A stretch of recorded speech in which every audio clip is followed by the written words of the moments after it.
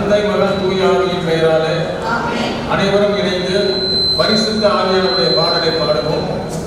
ஓ பரிசுத்த ஆவியே,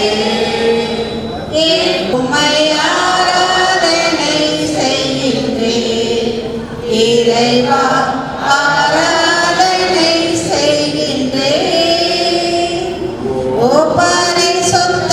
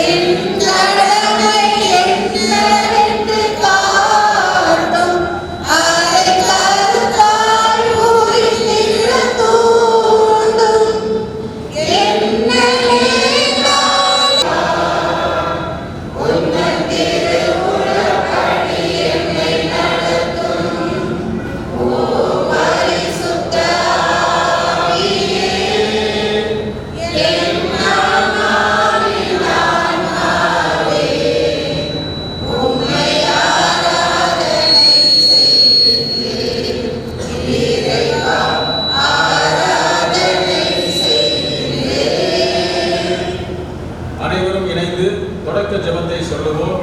பேரிரக்கமுள்ள தந்தையே, எங்கள் செயல்கள் அனைத்தையும் நாங்கள் மறவாமலும் அவற்றை மறவாமலும் உமது அருளிலே ஏற்றுக்கொள்ளும். உமது உதவியாளரை செய்தலாக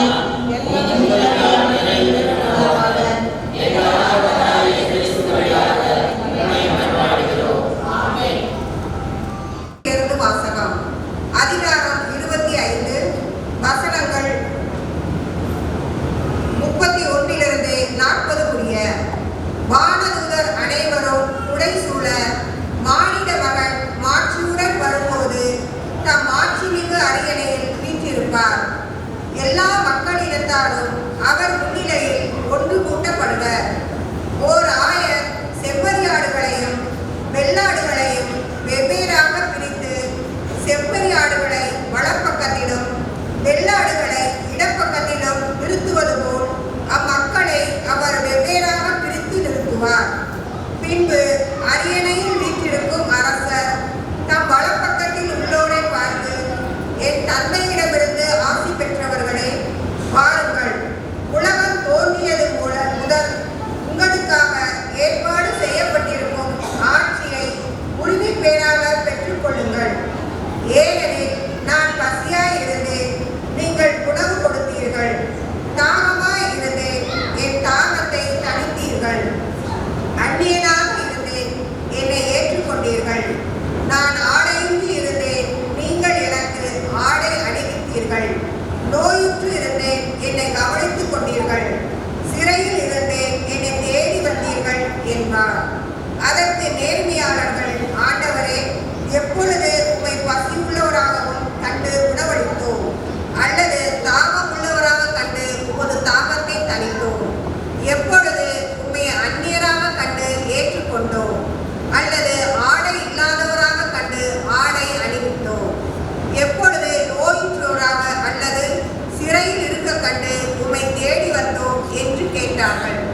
அதற்கு அரசர், மிக சிறியோராகிய என் சகோதரர் சகோதரிகளுள் ஒருவருக்கு நீங்கள் செய்ததை எல்லாம் எனக்கே செய்தீர்கள் என உறுதியாக உங்களுக்கு சொல்லுகிறேன் என பதிலளிப்பார். இது கிறிஸ்துவின் நற்செய்தி. அனைவரும் இணைந்து இறை வேண்டல் செய்வோம்.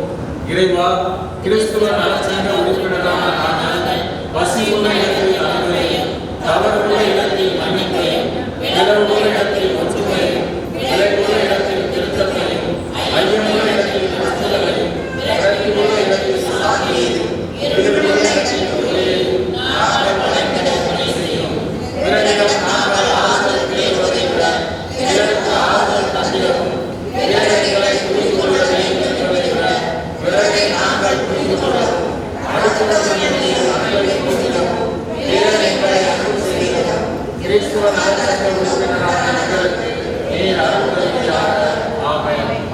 பகலெல்லாம் வயலில் உழைத்து களைத்து வீடு திரும்பும் விவசாயி போல பகலெல்லாம் உலகிற்கு ஒளி கொடுத்து களைத்து கதிரவன் கடலிலே இறங்கும் நேரம். இந்த பொன்னான நேரத்தில் நாம் அனைவரும் இந்த அருமையான விழாவை கொண்டாடுவதற்காக இங்கே கூடியிருக்கின்றோம். இங்கு கூடியிருக்கின்ற அத்தனை பேரையும் வணங்கி வாழ்த்தி விழாவை தொடங்குவோம். ஒவ்வொரு ஆண்டும் நம் கிறிஸ்தவ நலச்சங்கம் சார்பாக ஏழை எளிய மாணவர்கள், ஆதரவற்ற முதியோர்கள் மற்றும் விளிம்பு நிலை மக்களோடு இணைந்து எம்பெருமான் இயேசு கிறிஸ்து பிறப்பு விழாவை கொண்டாடுவது வழக்கம். அவ்வகையிலே இவ்வாண்டும் ஏழை எளிய மக்களின் இன்னலை தீர்த்து அவர்களோடு கொண்டாட இங்கு கூடியுள்ளோம். இன்று கொண்டாடும் விழா உண்மையிலேயே ஒரு வித்தியாசமான விழா. மத நல்லிணக்க நாள் விழாவாகவும் இதை எடுத்துக்கொள்ளலாம். அந்த அளவுக்கு ஒரு சிறப்பான விழா. இந்த விழாவிலே தொடக்கமாக ஒரு நடனத்தோடு, கிறிஸ்து பிறப்பு நடனத்தோடு தொடங்கலாம் என்று முடிவு செய்துள்ளோம். அந்த நடனம் இப்பொழுது நீங்கள் அனைவரும் கண்டுகளிக்கலாம்.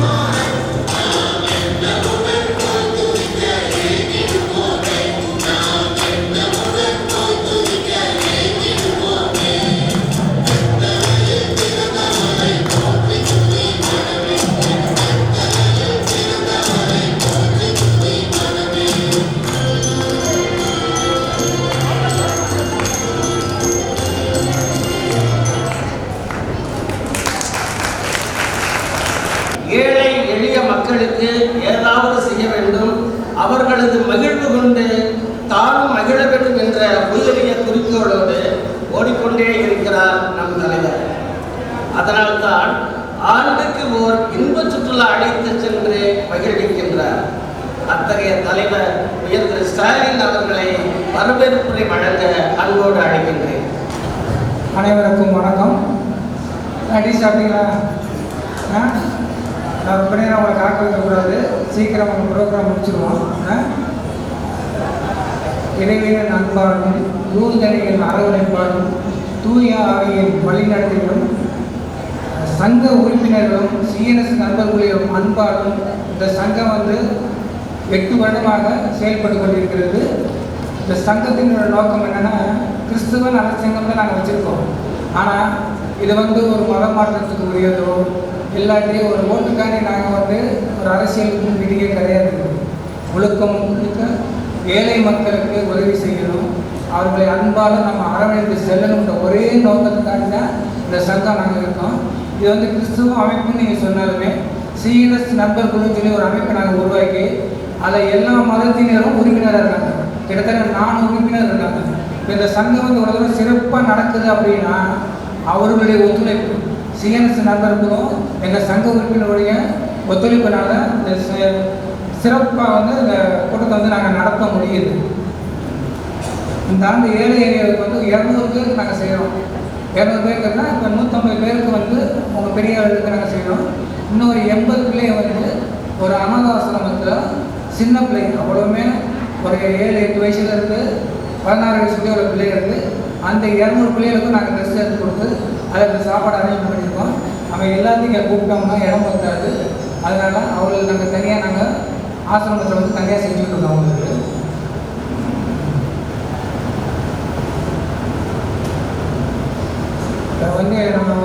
நம்ம சிறப்பு அழைப்பாளர் நம்ம வரவேற்கணும். இப்போ நம்ம பங்கு சந்தைகள் கோயிலில் கொஞ்சம் அதிகமான வேலை இருக்குது. மற்ற பங்குலேருந்து மாதர்ஸ் எல்லாமே அதிகமாக வந்துட்டு இருக்காங்க. அதனால் அது நாங்கள் கொஞ்ச நேரம் வேலையை முடிச்சுட்டு நாங்கள் வாடகைக்கு மாதர் சென்றிருக்காங்க. திருப்பி அவங்க வருவாங்க. சிஸ்டர் மெர்சி கிறிஸ்துமஸ் செய்து கொடுக்குறதுக்காண்டி வந்திருக்காங்க. அவங்க தெரியும் உங்களுக்கு எல்லாருமே லூர்தனே ஸ்கூலில் ஹெச்எம் தாராளராக இருக்காங்க. ஆர்சி ஸ்கூல்லேயும் அவங்க தான் தாராளம்.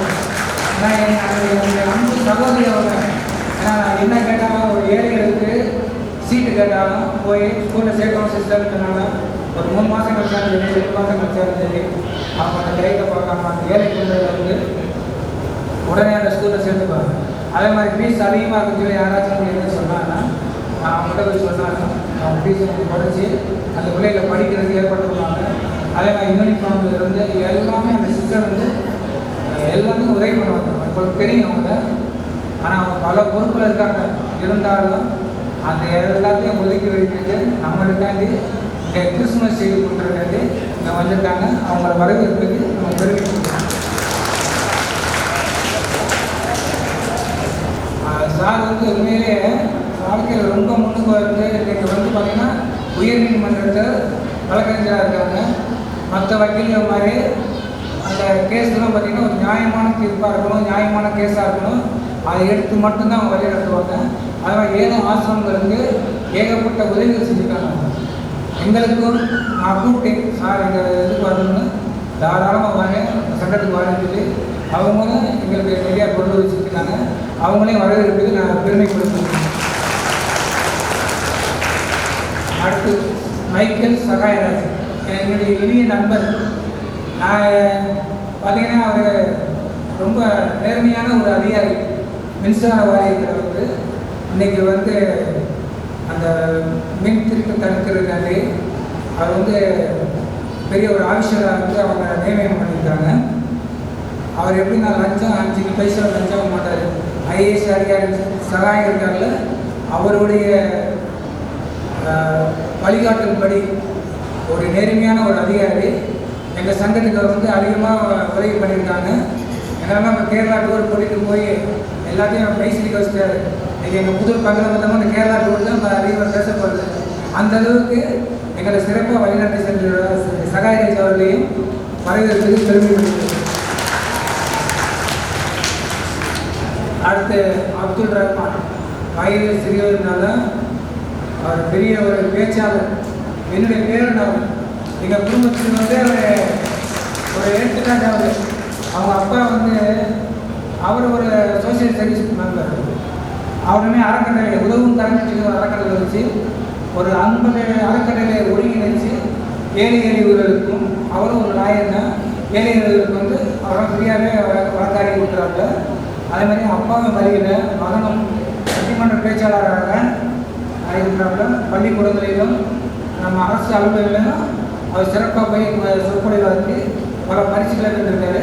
அவர் நம்ம சங்கத்துக்கு வரவேற்று பெருமைப்படுகிறோம். அடுத்து இந்த விழாவிற்கு நன்கொடையளித்த அனைத்து நன்கொடையாளர்களுக்கும் சங்க உறுப்பினர்களுக்கும் அனைவருக்கும் என்னுடைய பணிவான அருமையான வரவேற்புரை வழங்கிய பாசத்துக்குரிய நண்பர் ஸ்டாலின் சகாயராஜ் அவர்களுக்கு நன்றி. அடுத்ததாக சங்க செயல்பாடுகள் பற்றி மக்கள் மனங்களில் இறைவார்த்தை என்னும் விதை விதைத்து அன்பெனும் நீர் பாய்ச்சி பண்பெனும் பாத்தி கட்டி பாசமெனும் கூடாரத்தில் கிறிஸ்தவ நலச்சங்கத்தின் செயலாளராக பணியாற்றி வரும் உயர்திரு அந்தோன்ராஜ் அவர்களை அன்போடு அழைக்கின்றேன். அனைவருக்கும் வணக்கம். ஒவ்வொருவரும் உங்களுக்காக தெரிவிக்கிறேன். சந்தோஷமா இருக்கு. கிறிஸ்தவ நலச்சங்கம் உண்மையிலே இது வந்து ஆண்டவருக்கு நாங்கள் நிறைய நன்றி சொல்லணும். நாங்கள் நினைப்பதற்கும் வேண்டுவதற்கும் அதிகமாக ஆண்டவர் இன்னைக்கு பார்த்தீங்க அப்படின்னா சிறப்பு விருந்தினராக பொன்னியா சார் வந்திருக்கிறாங்க. சிஸ்டர் கூப்பிட்டோட செய்திக்கு வந்திருக்காங்க. தலைவர் எல்லாரும் சொன்னாங்க. உண்மையில இந்த கிறிஸ்துமஸ் பிறப்பு விழாவானது ஆண்டவர் அருமையான விதத்தில் அநேக சகோதர சகோதரிகளோடு இன்று உங்களோட நீங்களும் எங்களுடைய சகோதரிகள் தான் உங்களோடு இணைந்து இந்த கிறிஸ்து பிறப்பு விழாவை இந்த கிறிஸ்துவ நலச்சங்கம் கொண்டாடுவது மிகுந்த மகிழ்ச்சி அடைகிறது. உங்கள் எல்லாருக்கும் வாழ்த்துக்கள். எங்க சங்கத்தினுடைய தலையாய வார்த்தை ஆண்டவர் கொடுத்த வார்த்தை என்னன்னு கேட்டீங்கன்னா எல்லாரும் ஒன்றாய் இருப்பார்களாக. எல்லாம் உள்ள இறைவன் நம்ம ஆண்டவராகிய இயேசு கிறிஸ்துவின் பெரிதான கிருபையினாலும் பரிசுத்த ஆவியானவருடைய வழிநடத்துதலினாலும் கிறிஸ்துவின் சிந்தையை கொண்ட நல்ல சகோதர சகோதரிகள் எங்க சங்கத்துக்கு கிடைச்சிருக்க சகோதரிகள் பார்த்தீங்க அப்படின்னா ஒவ்வொரு காரியத்திலையும் நம்ம எந்த பணி சொன்னாலும் சரி எங்க சகோதரிகள் முகம் போனாமல் தன்னுடைய எல்லா வேலைகளையும் ஒதுக்கி வைத்துவிட்டு சங்கத்திற்காக என்னால் முன்னாடி நிற்கக்கூடியவங்க. அந்த நல்ல சகோதர சகோதரிகளின் ஐக்கியத்தினாலும் மதுரை கேப்புதூர் கிறிஸ்துவ நலச்சங்கம் முறையாக அரசு பதிவு செய்யப்பட்டு புதி பொலிவோடு இன்று வரை செயல்பட்டு வருகிறது. எங்களுடைய நோக்கம் என்ன அப்படின்னு கேட்டீங்கன்னா நமது கிறிஸ்துவ மக்களுக்குள் ஜாதி ஏழை பணக்காரன் என்ற எண்ணங்களை அகற்றி கிறிஸ்து பிளஸ் அவன் கிறிஸ்தவன் என்ற உணர்வோடு கிறிஸ்துவின் சிந்தையோடு மற்றவர்களை நேசிப்பதிலும் பிறருக்கு உதவி செய்வதிலும் சிறந்த வழிகாட்டியாக செயல்பட்டு ஆண்டவருடைய நாமத்தை மகிமைப்படுத்துவது.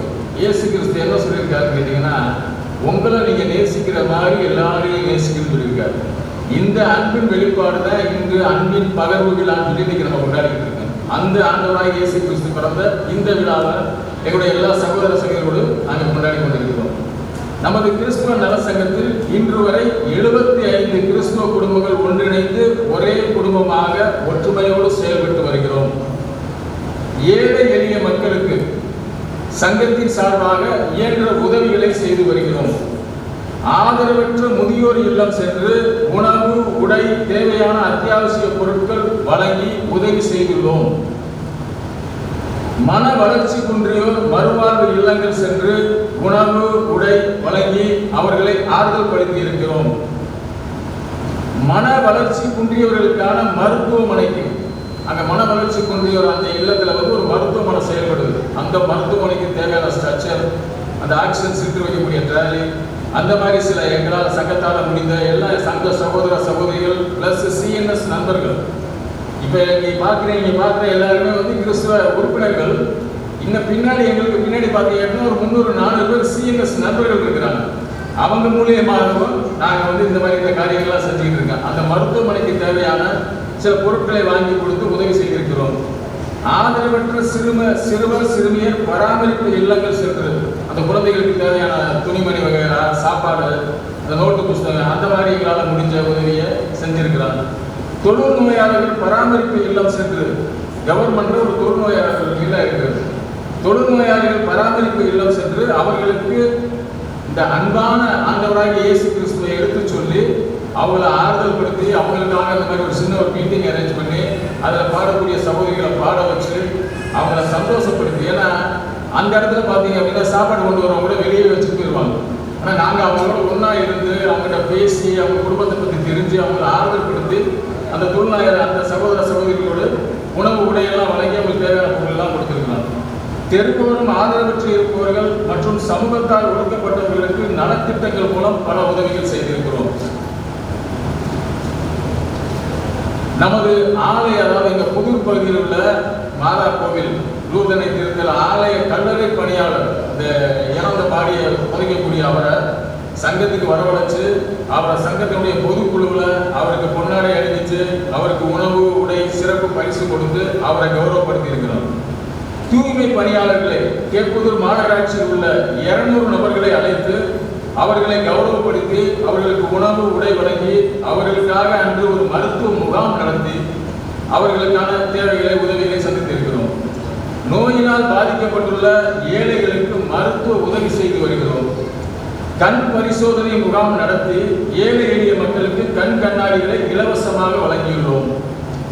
மிகவும் கஷ்டப்படுகிறவர்களுடைய வீட்டில் ஏற்படும் மரணத்தில், அந்த இறப்பு நிகழ்வில் மரணம் அடையும் நபர்களை அடக்கம் செய்தல். சிலருக்கு அடக்கம் செய்ய கூட அவங்களுக்கு அந்த வசதி இல்லாமல் இருக்கு. அப்படிப்பட்ட குடும்பங்களுக்கு எங்க கிறிஸ்துவ நலச்சங்கத்தின் மூலமாக நாங்கள் சென்று அவர்களுக்கு தேவையான உதவிகளை செய்து அடக்க செலவுகளை எல்லாம் செய்து அவர்களை ஆலயத்திற்கு அழைத்து வந்து கடைசி வரை அவரோடு கூட இருந்து அவருக்கு எல்லா விதமான அந்த அடக்க திருப்பலை கலந்து கொண்டு அவருக்கு உதவி செஞ்சிருக்கிறோம். அது மட்டுமல்லாமல் நமது மதுரை கேப்புதூர் கிறிஸ்துவ நலச்சங்க உறுப்பினர்கள், எங்களோட உறுப்பினர்கள் கூடிய அந்த 75 பேருடைய குடும்பங்கள்ல இறந்தவர்களை, அந்த குடும்பத்தில் ஒருத்தர் இறந்துட்டாங்க அப்படின்னா ஃபோன் பண்ணி சொன்னா எங்க 75 மெம்பர்ஸும் அந்த இடத்துல போய் நாங்கள் நின்றுவோம். கூட பிறந்தவங்க சொந்தக்காரங்க தூரத்தில் இருக்காங்கன்னா அதை பற்றி கவலை இல்லை. நாங்கள் எங்களுடைய சகோதர சகோதரிக்கு நாங்கள் தான் உடன் பிறந்தவர்கள். உடனே அந்த இடத்துக்கு போய் எங்களால் முடிஞ்ச உதவிகளை செஞ்சு அந்த இறந்த அந்த பாடியை வந்து சர்ச்சைக்கு கொண்டு வர்ற வரைக்கும் எல்லாரும் கையில் மெழுதிரி பிடிச்சு பவனியா அங்கிருந்து ஜெபமாலை சொல்லிக்கிட்டே வந்து சர்ச்சை கொண்டு வந்து சேர்ப்போம். இது எங்கள் சங்கத்துடைய ஒரு அருமையான செயல்பாடு. இன்று வரை அதை நாங்கள் செய்து வருகிறோம்.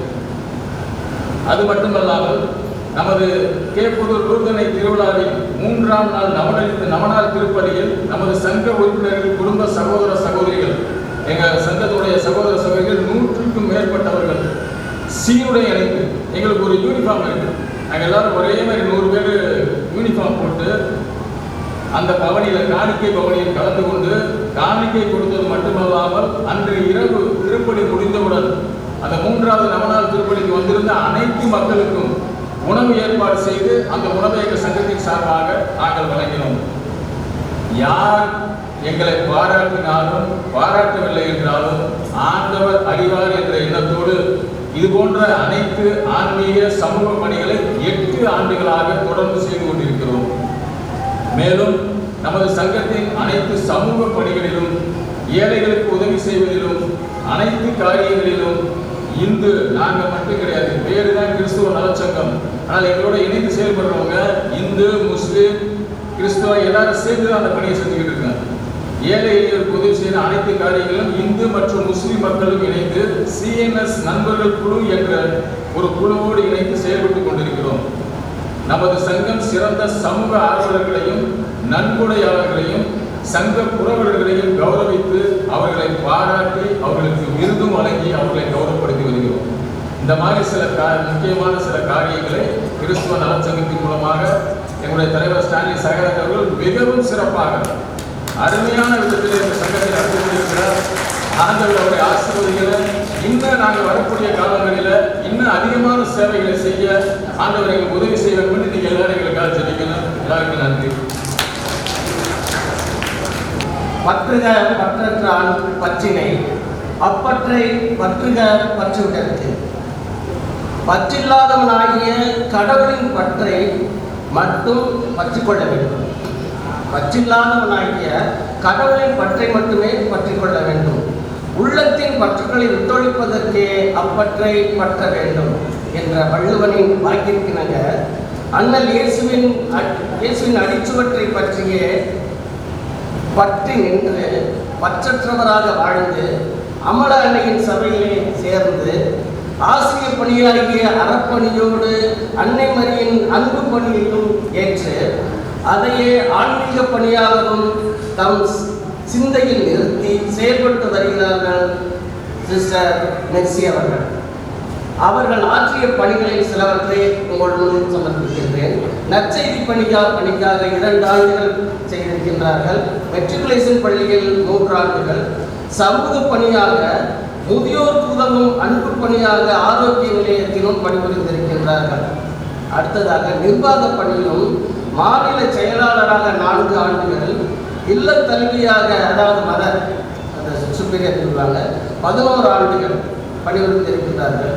மேலும் தற்போது மாநில தலைமைக்கு ஆலோசகராகவும் செயல்படும் அருட்சகோதரி மெர்சி அவர்களை கிறிஸ்து பிறப்பு விழா செய்தி வழங்குமாறு அன்போடு அழைக்கின்றேன்.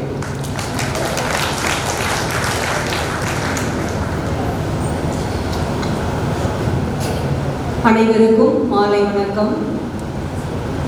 உள்ளம் மகிழ, உறவு வளர, நீ உயர்ந்தாலும் தாழ்ந்தாலும் உன்னால் முடிந்தவரை மற்றவருக்கு உதவி செய்து கொண்டே இரு. அதில் கிடைக்கும் ஆனந்தம் வேறு எதிலும் இல்லை என்ற வரிகளில் ஏற்ப பல்வேறு ஆக்கப் பணிகளை அடக்கமாய் செய்து அவைக்கு அழகு சேர்க்கும் ஆன்றோர், சான்றோர், மூத்தோர், இளையோர், சிறியோர் அத்துணை பேருக்கும் எம்மவரின் மாலை வணக்கமும் வாழ்த்தும் ஜெபமும். பனித்துளி பூவை நனைப்பது போல நம் மனங்களை மகிழ்ச்சி நிறைக்கட்டும். மகள் சீயோனை மகிழ்ச்சியால் ஆர்ப்பரை. ஏனெனில் உலகெங்கும் உள்ள மாந்தர் யாவருக்கும் மீட்பர் பிறந்துள்ளார். இப்புவிக்கு அவரது பிறப்பு ஒரு வரம். பூமி அவரது பிறப்பால் புது பிறப்பு அடைகிறது. அவரின் பிறப்பால் அவனியில் அன்பு மலர்கிறது. அவரின் வருகையால் மனங்கள் மலராகிறது. அவரின் இருத்தலால் நம்பிக்கை நட்சத்திரமாக சுடர் வீசுகிறது. கிறிஸ்து பிறப்பு விழாவை அர்த்தமுள்ள வகையில் சிறப்பிக்க ஏழை எளிய உறவினர் அன்பில் பகிர்வில் மலர என்ற மைய சிந்தனையோடு ஏழை எளிய மக்களின் உணர்வில் கலந்து தங்களின் அன்றாட தேவைகளை குறைத்து மற்றவர்களின் உதவிகளை நாடி சென்று பல ஆக்கப் பணிகளை ஆற்றி வரும் கிறிஸ்தவ நல சங்கத்தின் தலைவர், செயலர், பொருளர், சங்க உறுப்பினர், இவ்விழாவில் சிறப்பாக பயன்பெற வந்திருக்கின்ற அத்துணை நண்பர்களுக்கும் கிறிஸ்து பிறப்பு விழா நல்வாழ்த்தை மகிழ்வோடு கரவொலி எழுப்பி தெரிவித்துக் கொள்கிறேன்.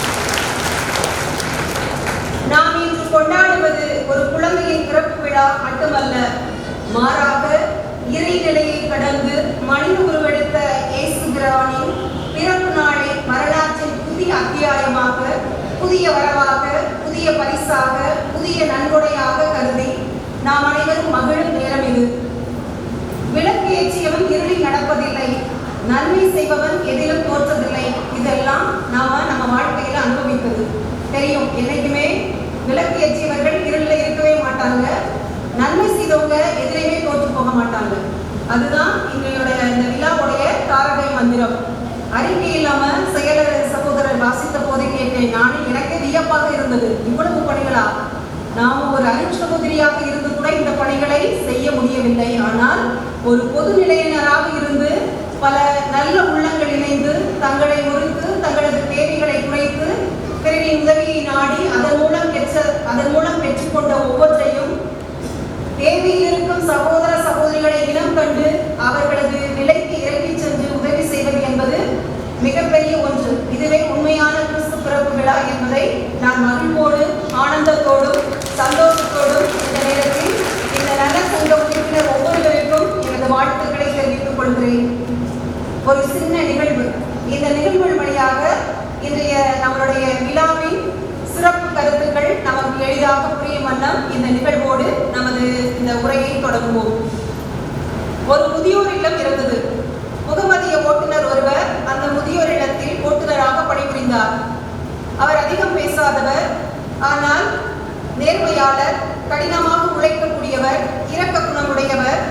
ஒரு நாள் நிகழ்ச்சி ஒன்றுக்காக அருகில் இருந்த ஒரு பட்டினத்திற்கு செல்ல நேர்ந்தது.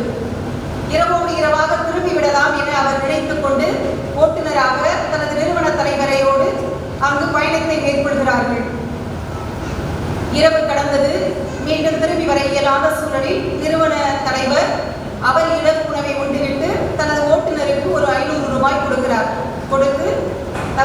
போய் சென்று கடையில் சாப்பிட்டு கொஞ்சம் ஓய்வு எடுத்துங்க, காலையில் நம்ம போகலாம் அப்படின்னு சொல்கிறாரு. அந்த ஓட்டுநரும் ஆகட்டும் என்று கூறி 500 ரூபாய் வாங்கி பாக்கெட்டில் வச்சுட்டு போயிட்டார். மறுநாள் காலையில் அந்த ஓட்டுநரின் முகம் வாடியிருந்தது. களைப்பாக காணப்பட்டார். ஓட்டுநருக்கு ஒரே சந்தேகம், என்ன ஏன் அப்படின்னு சொல்லி நமக்கு டவுட் வர்ற மாதிரி அவருக்கு ஒரு டவுட்டு. உடனே ஓட்டுநரை பார்த்து அந்த நிறுவன தலைவர், என்னப்பா முகம்லாம் சோர்வாக இருக்குது, ஏன் நைட் நல்லா தூங்கலையா, சாப்பிட்டியா அப்படின்னு கேட்குறாரு. ஓட்டுநர் மௌனம் சாதிக்கிறார். சங்க தலைவருக்கு அவர் நிறுவன தலைவருக்கு வந்து இவருடைய களைப்பு சோர்வு என்னவென்று அறிவதில் ஆர்வம் அதிகமாக இருந்தது. மீண்டும் விடாப்பிடியாக இரவு என்ன நடந்தது, ஏன் களைப்பாக இருக்கிறீர் என்று அவரிடம் கேள்வி தொடுக்கிறார். உடனே ஓட்டுநர் மெதுவாக பதற்றமின்றி, நீங்கள் இரவு உணவு உண்பதற்காக எனக்கு 500 ரூபாய் கொடுத்தீர்கள், நானும் உணவு அருந்துவதற்காக கடைக்கு சென்றேன். வழியில் ஒருவர் பணம் இல்லாமல், பயணச்சீட்டு பெறுவதற்கு கூட பணம் இல்லாமல் அங்குமிங்கும் அல்லாடிக்கொண்டு ஒரு தகப்பனார் அலைவதை என் கண்களால் கண்டேன். எனக்கு அந்த இடத்தை விட்டு நகர்வதற்கு மனமில்லை. எனவே என்னிடம் இருந்த பணத்தில் பாதியை எடுத்து இந்த பணத்தை வைத்துக் கொண்டு உங்களது பயணச்சீட்டை பெற்றுக் கொள்ளுங்கள் என என்னிடம் இருந்த பணத்திலிருந்து பாதியை கரங்களில் கொடுத்தேன். அவரும் மகிழ்வோடு மிகுந்த உற்சாகத்தோடு கரங்களை குவித்து நன்றி தெரிவித்து அந்த இடம் நகர்ந்தார். சரி, முடிஞ்சிருச்சு, நம்ம போய் நேர வேற ஆகிக்கொண்டே இருக்கிறது, கடையில் போய் உணவு அருந்தி விட்டு வரலாம் என மீண்டும் எனது பயணத்தை கடையை நோக்கி திருப்பினேன். அவ்வாறு கடையை நோக்கி சென்று கொண்டிருக்கிற போது ஒரு ஏழை குடியான பெண்மணி பச்சிளம் குழந்தை கத்திக் கொண்டிருப்பதை அவரது செவிகளில் கேட்கிறார். அருகில் சென்று, என்னம்மா ஏன் குழந்தை அழுதுகிட்டே இருக்கு அப்படின்னு அந்த பொண்ணு சொல்றா, என்னிடம் பணம் ஏதும் இல்லை, என்னுடைய இந்த பிஞ்சு குழந்தை அழுது கொண்டே இருக்கிறது, அதற்கு உணவு வாங்கி கொடுப்பதற்கு கூட பணம் இல்லை, நான் என்ன செய்வது என்று எனக்கு தெரியவில்லை, உங்களை பார்த்தால் நல்லவர் போல தெரிகிறது, ஏதாவது இருந்தால் எனக்கு கொடுத்து உதவுங்கள் என்று பணிவோடு கேட்டார். எனது மனம், நான் சாப்பிடுவதை விட இந்த பச்சிளம் குழந்தை உணவு அருந்துவது மேலானது என தோன்றியது. உடனே என்னிடமிருந்த மீதி பணத்தையும் அந்த பெண்மணியிடம் கொடுத்துவிட்டு இரவு உணவு அருந்தாமல் நான் மகிழ்வோடு எனது அறைக்கு சென்றேன் என்று பகிர்ந்து கொண்டார். நிறுவன தலைவருக்கு அப்படியே மெய் சிலிர்த்து போனார். நாம பெரிய பெரிய நிறுவனம் நடத்துகிறோம், நம்மகிட்ட ஒர்க்கர்ஸ் நிறைய பேர் இருக்காங்க, சாப்பிட்டியா அப்படின்னு கேட்கறது கூட நமக்கு நேரங்களே நினைச்சிட்டு இருக்கோம். நம்மகிட்ட பயணிக்கிற இந்த ஓட்டுநர் இவ்வளவு பெரிய தியாகத்தோடு தன்னிடம் கொடுத்த பணத்தை உணவு அருந்தாமல் நாம குடிச்சது கொஞ்சம், அந்த கொடுத்த கொஞ்சத்திலையும் இவ்வளவு பெரிய நல்ல செயலை செய்திருக்கிறாரே என்று பாராட்டினார். கொடுத்தது கொஞ்சமாக இருந்தாலும், கொடுத்தது மிக கம்மியாக இருந்தாலும் அன்புக்கு எடை அதிகம் என்பதை இந்த நிகழ்வு அவருக்கு வெளிப்படுத்தியது. உடனே அவர் அந்த ஓட்டுநரை பார்த்து, என்னை பிளஸ் பண்ணு தம்பி அப்படின்னாராம். அவர் அப்படியே என்ன செய்யணும் தெரியாம அவரது கரங்களை வைத்து அவரை ஆசீர்வதித்தாராம். கிறிஸ்து பிறப்பு அப்படின்றது இங்கே உபமதிய ஓட்டுநர் ஒருவர் இயேசுவின் கரமாய், இயேசுவின் பசியை போக்குபவராய், இயேசுவோடு உடன் பயணிப்பவராய் இருப்பதை நினைத்து அந்த நிகழ்வு நிறைவு பெறுவதை நாம இப்போ கேட்டோம். இது என்ன சொல்லுது அப்படின்னா, நம்மகிட்ட நிறைய பணங்கள் இருக்கலாம், நிறைய வசதி வாய்ப்புகள் இருக்கலாம், நிறைய பொருட்கள் இருக்கலாம், இருப்பதில் இல்லாதவரோடு பகிரும்போது அங்கே கிறிஸ்து பிறக்கிறார். இருப்பதை இல்லாதவருக்கு இனம் கண்டு கொடுக்கும் போது கிறிஸ்து பிறக்கிறார். இருப்பதை தேவையில் இருப்போரை தேடி சென்று கொடுக்கும் போது கிறிஸ்து பிறக்கிறார் என்பதை இந்த நிகழ்வு நமக்கு சுட்டி காட்டுகிறது.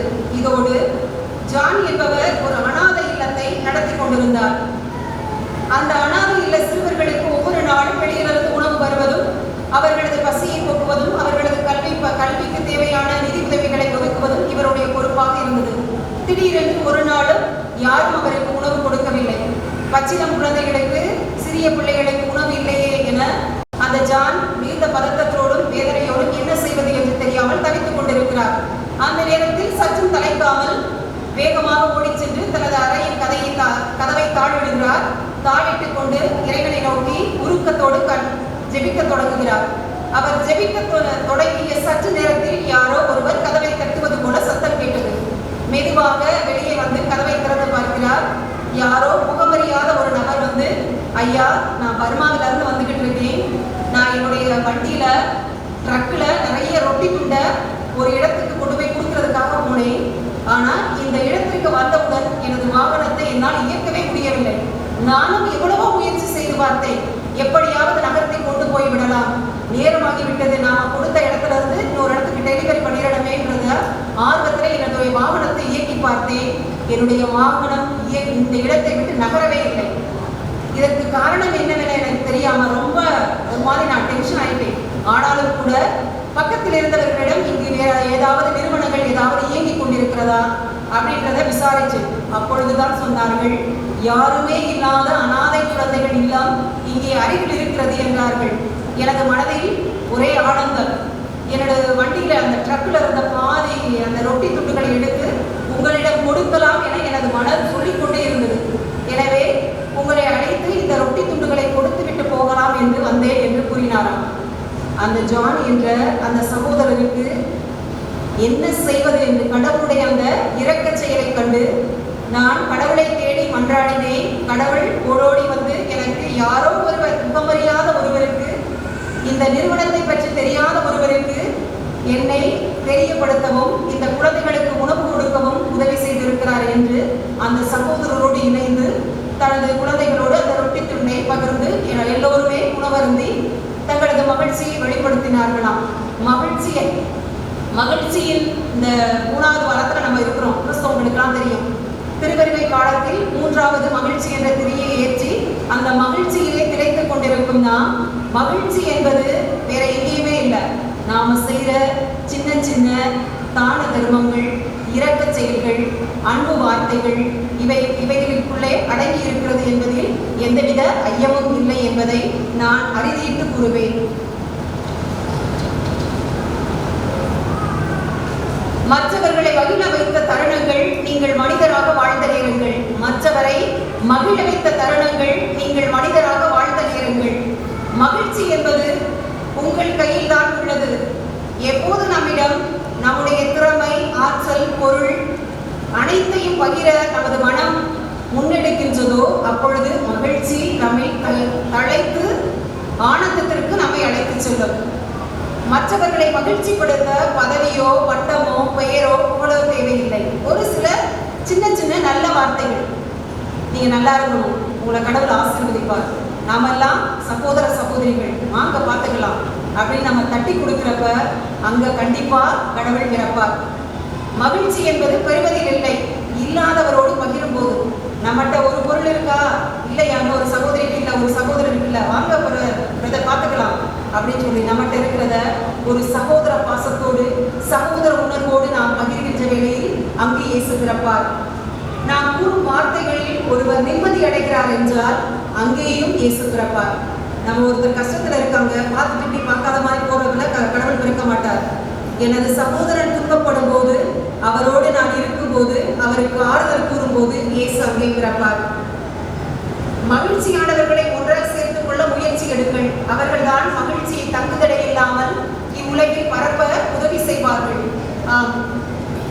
ஆறாத காயத்திற்கும் தீராத கவலைக்கும் சில நேரங்களில் மருந்தாக பயன்படுவது அன்பான வார்த்தைகளும் அன்பான செயல்களுமே.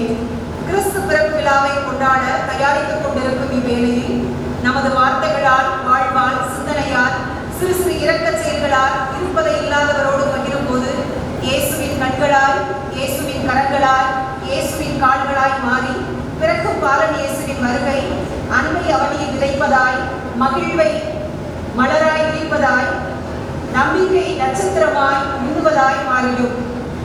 நாம் ஒவ்வொருவரும் பிறக்கும் பாலன் இயேசுவின் நிறைவான ஆசிரையும் நீங்காத வழிகாட்டலையும் நிறைவாய் பொழியப்பட உங்கள் அனைவரையும் வாழ்த்துகிறேன், ஜெபிக்கிறேன். இந்த வாய்ப்பினை வழங்கி நலச்சங்க உறுப்பினர்கள் ஒவ்வொருவரும் நலமான பணிகளை இந்த கேப்புதூர் திரு அவையை வழங்கிக் கொண்டிருப்பதை நினைத்து கரவொலி எழுப்பி உங்களது பணி தொடரட்டும் என வாழ்த்துகிறேன். அவர்களுக்கு நன்றி. நன்றிக்கு நன்றியாக அவர்களுக்கு பொந்துகள் அணிவிக்க திருமதி ஏ அமளி அவர்களை அன்போடு அழைக்கின்றேன். நினைவு பரிசு வழங்க திருமதி ஜெயக்குடி அவர்களை அன்போடு அழைக்கின்றேன்.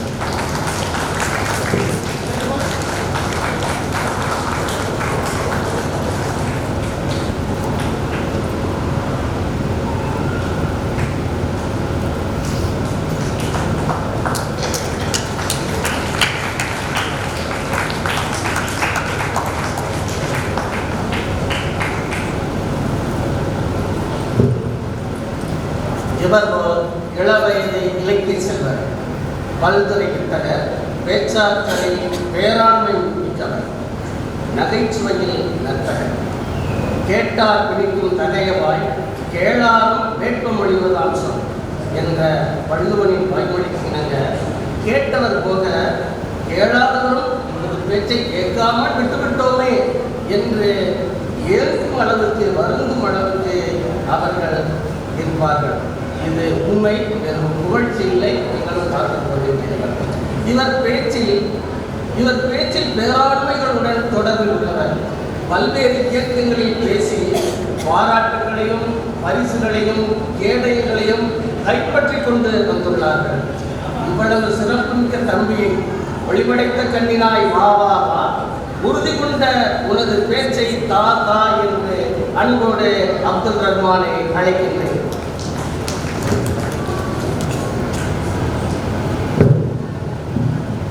நன்றி சார். புகழ் அனைத்தும் நம் அனைவரையும் படைத்த இறைவன் ஒருவனுக்கே. அனைவருக்கும் முதற்கண் இனிய மாலை வணக்கம். எல்லாரும் எப்படி இருக்கீங்க? எனக்கு நான் இப்பதான் வரதுக்கு முன்னாடி நம்முடைய கிறிஸ்துவ நலச்சங்கத்தோட தலைவர், அதாவது எங்களுடைய தாத்தா ஸ்டாலின் சகாயராஜன் வந்து சொன்னாங்க, என் பேச்சுக்கு அப்புறம் தான் ஒரு முக்கியமான கதாநாயகனே வெளியே வர போறாங்க. நீங்க எல்லாம் என்னடா கதாநாயகன் சொல்றானே வந்தோனே அப்படின்னு. இவ்விழாவுக்கு 2 கதாநாயகன் இருக்காங்க. ஒன்று அருட்தந்தை எஃப்ஆர் ஜார்ஜ் எஸ்டிபி பங்கு தந்தை புனித நூர்தன் வைத்திருக்கிறார். இன்னொரு ஹீரோ யாரு தெரியுமா? ஒரு மனுஷனுக்கு 3 அடிப்படை தேவை இருக்குங்க. ஒன்று உணவு, இன்னொன்று உடை, இன்னொன்று அடைக்கலம். அடைக்கலம் நம்ம எல்லாருக்குமே இருக்கு. இன்னொன்று உடை. ஆகா, உடைன்னு சொன்னோடனே நம்முடைய பாட்டிமார்கள் சிரிக்கிறாங்க பார்த்தீங்களா? என்னோட உடையோட உங்களோட உடையெல்லாம் மிக அழகா இருக்குங்க. அடுத்து உணவு. நிச்சயமா நம்மளுக்கு இரவு சாப்பாடு தயாராகிட்டு இருக்கு. அதுக்கு முன்னாடி பசிக்கும்ல. ஒரு மனுஷனுக்கு சோறு தாங்க முக்கியம். அதுபோல எனக்கு கேக்கு தாங்க முக்கியம். அதனால 10 நிமிஷம் பேச சொன்னாங்க. ஆனா என் பேச்சுக்கு அப்புறம் தான் கேக்கே வெட்ட போறாங்க. அதனால என் உரையை 2 நிமிஷத்துல முடிச்சுக்கலான்னு நான் நினைச்சேன். அடுத்து நான் எப்பயும் மேலே ஏறுனா 5 நபர்களுக்கு வணக்கமும் நன்றி சொல்லாம ஆரம்பிச்சதே கிடையாதுங்க. 1, நான் இன்னைக்கு எனக்கு கை கால் சரியா அமைஞ்சிருக்கு. நான் ஆரோக்கியமான வாழ்வு வாழ்றேன்னா அதற்கு காரணம் என்னை படைச்ச இறைவன். அதனால என்னை படைத்த இறைவனுக்கு வணக்கம். அடுத்தது, நான் இந்த பேச்சு கலையில நீ வளர்த்துட்டாங்க தெரியுமா? அவர்களுக்கு எப்படிங்க நன்றி சொல்லாம இருக்க முடியும்? உலகத்திலேயே திரிஞ்சு போகாத பாலும் கெட்டு போகாத பாலும்னா ஐ காட் பிரின்சிபால். அதனால எமது அல்லவின் மேல்நிலை பள்ளி தலைமை ஆசிரியருக்கும் இங்கு நூர்தண்டை பெண்கள் மேல்நிலை பள்ளி மற்றும் ஆசி நடுநிலை பள்ளி தாளாளர் அவர்கள், அதாவது மெஸ்ஸி அம்மாவிற்கு அடுத்து 3வது வணக்கம். பேச்சுக்கலையில் வளர்ந்துட்டது வேணா தலைமை ஆசிரியராக இருக்கிறாங்க. ஆனா அந்த பேச்சுக்கலைக்கு டெய்லி பயிற்சி கொடுத்தாங்க தெரியுமா? அம்மா அப்பா உங்களுடைய பிள்ளைகளுக்கு சொல்லி வளர்ங்க. உலகத்திலேயே 2 அறையை நம்ம மறக்கக்கூடாதுங்க. ஒன்று தாயின் கருவறை, மற்றொன்று ஆசிரியரின் வகுப்பறை. அதனால எனக்கு இப்போ இங்கே நிறைய ஆசிரியர் வேலை வந்திருக்கீங்க. அதனால எமது ஆசிரியர் பெருமக்களுக்கும் இங்கே அமர்ந்திருக்கும் அனைத்து ஆசிரியர் பெருமக்களுக்கும் என்னுடைய 3வது வணக்கம். அடுத்து 4வது வணக்கம். ஆக இத்தனை பேர் சொல்லிட்டேன். நான் இன்னைக்கு இந்த இடத்துல வளர்ந்து நிற்கிறது தெரியுமா? அதுக்கு யார் காரணம்? இந்த இடத்துல நான் வளர்ந்து நிற்கிறதுக்கு யாருங்க காரணம்? என்னுடைய பெற்றோர்கள். 5 வயசுல எனக்கு ஹீரோ பண்ணாரு, 17 வயசுல வில்லன் ஆறாங்க. ஏன் 17 வயசுல வில்லன் ஆறாங்கன்னு கேட்டீங்கன்னா, பைக் ஓட்ட தர மாட்டேங்கிறாங்க. 100 வயசுல தெய்வம் ஆடுறவங்க தாங்க நம்மளுடைய அப்பா அம்மா. அப்பாவை சொல்லிட்டு அம்மாவை சொல்லாம இருக்க முடியுமா? தான் பட்ட கஷ்டத்தை பிள்ளைகளுக்கு ஒரு பாடமா சொல்லி தரவங்க தாங்க அம்மா அம்மாக்கள். அதனால இங்கு வந்திருக்கும் அனைத்து அம்மாமார்களுக்கும், என் அம்மாமாருக்கும், என்னுடைய அப்பாவுக்கும், என்னுடைய இங்க வந்திருக்கும் தாத்தா அனைவருக்கும் என்னுடைய 4வது. அடுத்து 5வது வணக்கம். நீ நான் உங்கள்கிட்ட பேசுனேன் தெரியுமா? அதுக்கு யார் காரணம்?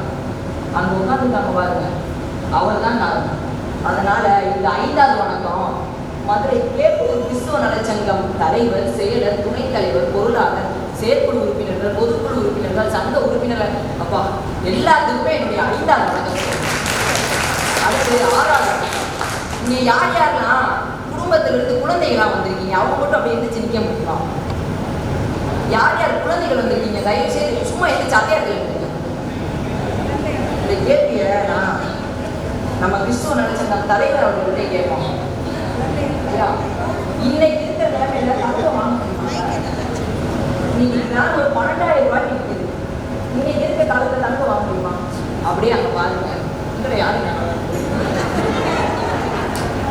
எதிர்த்துட்டீங்களா? ஒன்றும் சொல்லுவாங்க. அப்படியே அங்க பாருங்க. எங்கள் நாட்டின் எதிர்கால தங்கங்கள், சிங்கங்கள் எல்லாருமே இவங்கதாங்க. இந்த 6வது பேசுவனாக உரை ஆரம்பிச்சிருக்கேன். இன்னைக்கு நான் பேச எடுத்துக்கிற தலைப்பு என்னன்னா அன்பை பற்றி பேசணும் அப்படின்னு சொன்னாங்க. எனக்கு நான் சரி அன்பை பற்றி சொல்லிட்டாங்க. மற்றவங்களுக்குலாம் அன்பை பற்றி என்ன தெரியுதுன்னு கேட்கலான்னு நான் சும்மா விசாரிச்சேன். அப்போ ஒரு நபர்கிட்ட கேட்குறேன், தம்பி அன்புனா என்னப்பா அப்படின்னு. ஆனால் அன்பு எந்த கலர் இருக்குதுன்னு கேட்குறாங்க. இன்னைக்கு கைபேசி காலம் அதிகமாயிடுச்சுங்க. அதனால அன்பை பற்றி குழந்தைகளுக்கு நிச்சயமா தெரியலை. அதனால ஒரு கதை மூலமா ஆரம்பிக்கலாம்னு நினைக்கிறேன். கையில கிடைக்கிற பொருளை அடுத்தவருக்கு பயனளிப்பதில் ஒரு ஆனந்தம் இருக்க தங்கச்சி. பிறர் சிரிக்கும் போது நம் இதயமும் புன்னகைக்குதுங்க. பிறர் அழுகும் போது நம் மனமும் சேர்ந்தே அவங்களும் துடிக்குதுங்க. எறும்பு கூட்டம் வெள்ளத்துண்டத்தை எடுத்து தூக்கி செல்வது போல நாமும் நம் உடையவர்களின் உணர்வுகளை சேர்ந்து சுமக்கிறோம். எறும்புகள் சேர்ந்து சுமப்பதால சுமை சமபாவமா பிரிக்கப்படுகிறது. மனம் உணர்வை பகிரும் போதோ அது இரட்டிப்பாகிறது. மகிழ்ச்சி எனும் கனிகள் நற்செயற்கை என்ற மரத்திற்கு அன்பு எனும் நீர் விடுவதால் விளைவதாகும். அறம் மரமானால் அதன் வேறும் அன்பாகும். நம்ம அன்பை பகிர்வதில் தவறு செய்கிறேன்னு நினைக்கிறீங்க. அதுக்கு நம்மளே இடக்காலம் வைக்கிறோம்னு தெரியுது. சரி, இதை விட்டுங்க, வேணாம் குழப்பம். உங்களிடம் 10 ரூபாய் இருக்கு.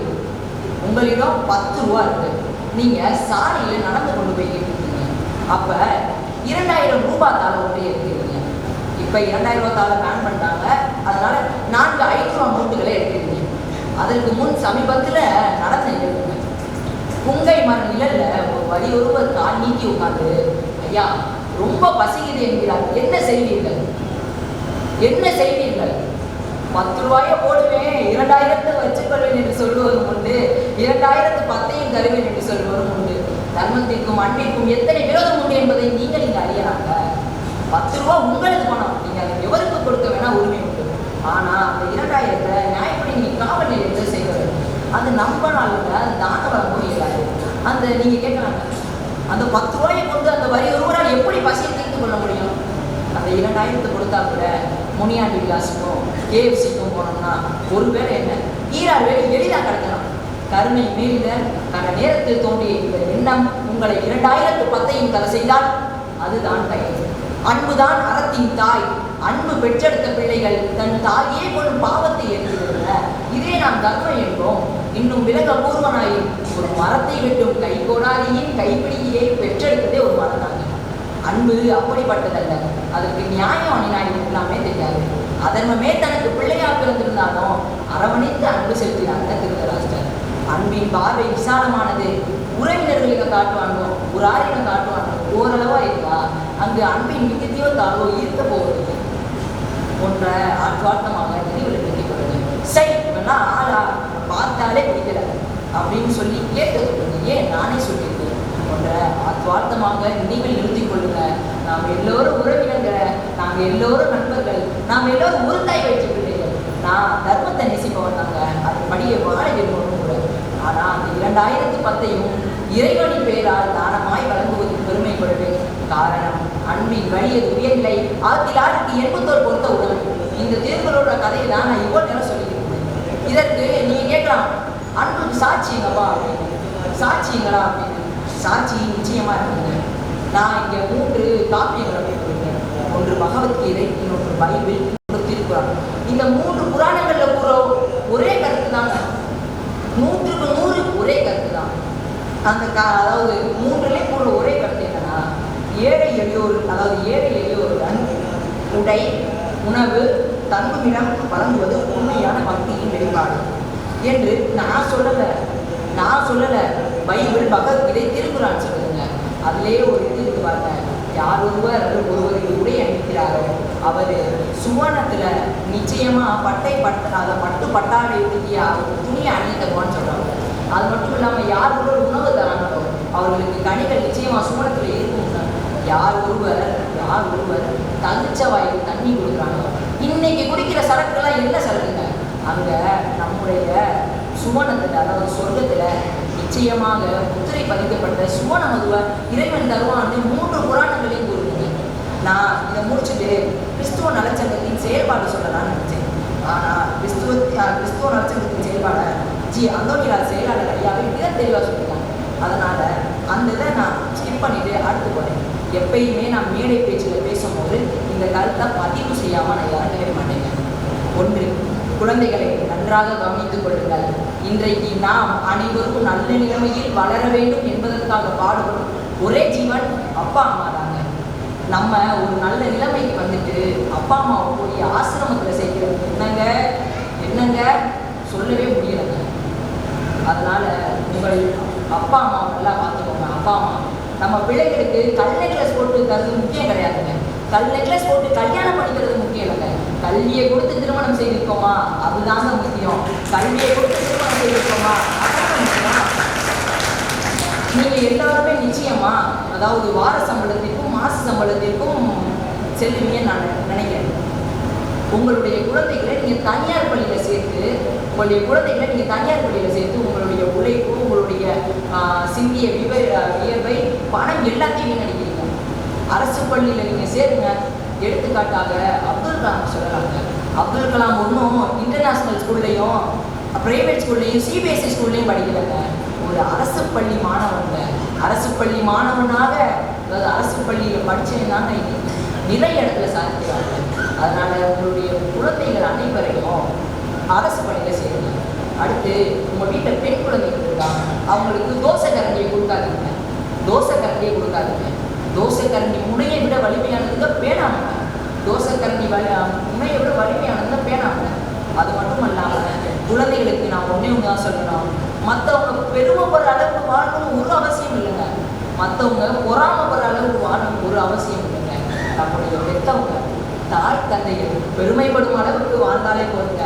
பெருமைப்படும் அளவுக்கு வாழ்ந்தாலே போதுங்க. காது கேளாதவங்க போல இப்போது கடந்து போங்க. காது கேட்காதவங்க போல இப்ப கடந்து போங்க. நீங்க சாதித்த பிறகு அவங்க வாய் பேச தெரியாதவங்க போல ஒதுக்கி போவாங்க. நீங்க சாதித்த பிறகு அவங்க வாய் பேச தெரியாதவங்க போல ஒதுக்கி போவாங்க. இந்த சங்கத்துக்கு நான் ஒரே ஒன்று தாங்க சொல்றேன். உன் வழியை உணர்ந்தால் நீ உயிரோடு இருக்கிறாய். ஆனா மற்றவர்கள் வழியை நீ அடைந்தால் மனிதனாக இருக்கிறாய் என்ற அர்த்தம். இது மட்டும் இல்லாம இது ஏதோ அவ்வளோ முடிச்சுக்கிறேன். 2 நிமிஷம் சொன்னேன், 5 நிமிஷம் ஆயிடுச்சு. ஒரு வீட்டில் அப்பா இறக்குறாங்க. இது குழந்தைகள் மாதிரி நிச்சயமா கவனிக்க வேண்டியது. அப்பா இறந்தாலும் நம்மள என்ன செய்வோம், சொத்தை பிரிப்போம். அதே மாதிரி அந்த குடும்பத்திலையும் சொத்தை பிரிக்கிறாங்க. அப்ப இறுதியில இருக்கிறது அம்மா மட்டும்தான் இறுதியில இருக்காங்க. சொத்தெல்லாம் பிரிச்சு குழந்தைகள் போயிட்டாங்க. ஆனா குழந்தைகளே உங்களுக்கு தெரியாது அப்பாவின் மிகப்பெரிய சொத்தை அம்மா வென்று.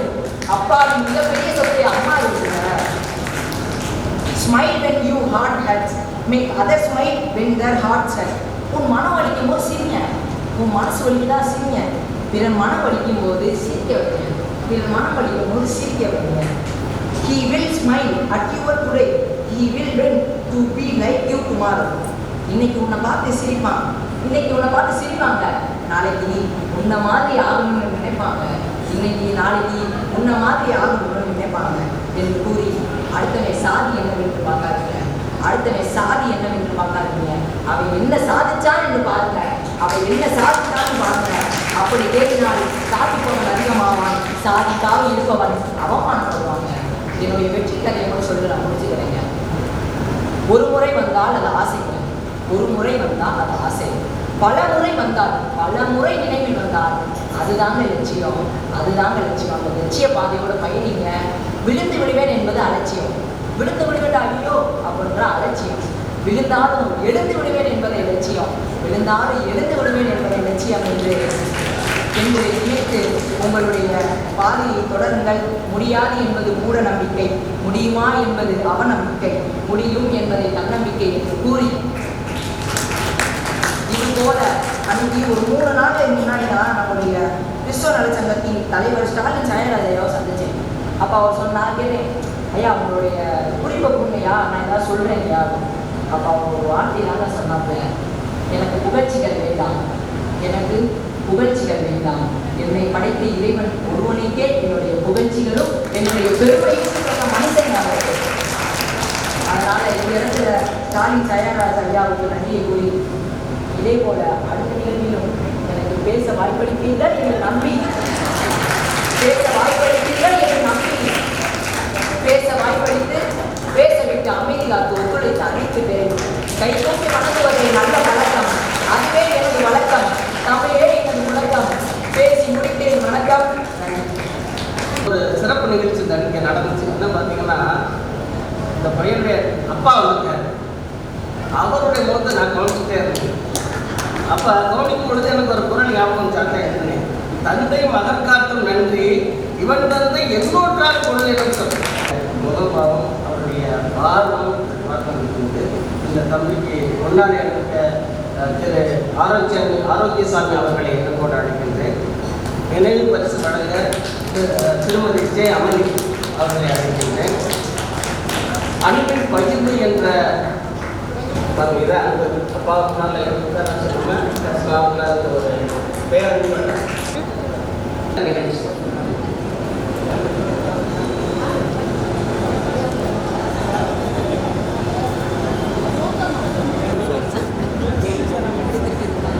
இந்த கேட்க பெற்றிருக்கிறார்கள்.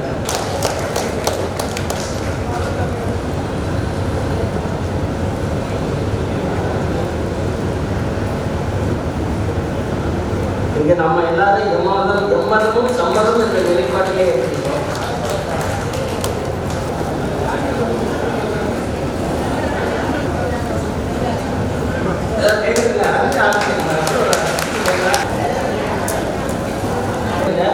நமது வாழ்த்துறை வழங்குவர் வாழ்த்துறை வழங்க நமது சங்கத்திற்கு பல்வேறு வழிகளில் பேருதவி புரிந்து கொண்டிருக்கின்றார். நமது சங்கத்தின் உறுப்பினராகவும் இருக்கின்றார் பொறியாளர் திரு எஸ் மைக்கேல் சகாயராஜ் அவர்களை வாழ்த்துறை வழங்க உங்கள் சார்பாக அன்போடு அழைக்கின்றோம். எல்லோரும் ஒன்றாய் இருப்பார்களாக. இவ்வசனம் அக்காலத்திலே யோவான் நற்செய்தி புத்தகத்தில் எழுதப்பட்டது. அதற்கு ஏற்றாற் போல இந்த இனிய ஞாயிற்றுக்கிழமை மாலை வேளையிலே மிகவும் சீரும் சிறப்புமாக இங்கு நடைபெற்றுக் கொண்டிருக்கும் மற்றும் ஏழை எளியோடன் அன்பில் பகிர்ந்துள்ள தலைமையேற்று நடத்தி கொண்டிருக்கும் அன்பு சகோதரர் திருவாளர் ஸ்டாலின் சகாயராஜ் அவர்களே, செயலும் கருத்தும் ஒன்றாக நினைத்து செயல்படும் திருவாளர் செயலர் அந்தோணிராஜ் அவர்களே, பொருளர் ஆதாரத்தை மேம்படுத்தும் பொருளர் திருவாளர் ஆரோக்கிய சுவாமி அவர்களே,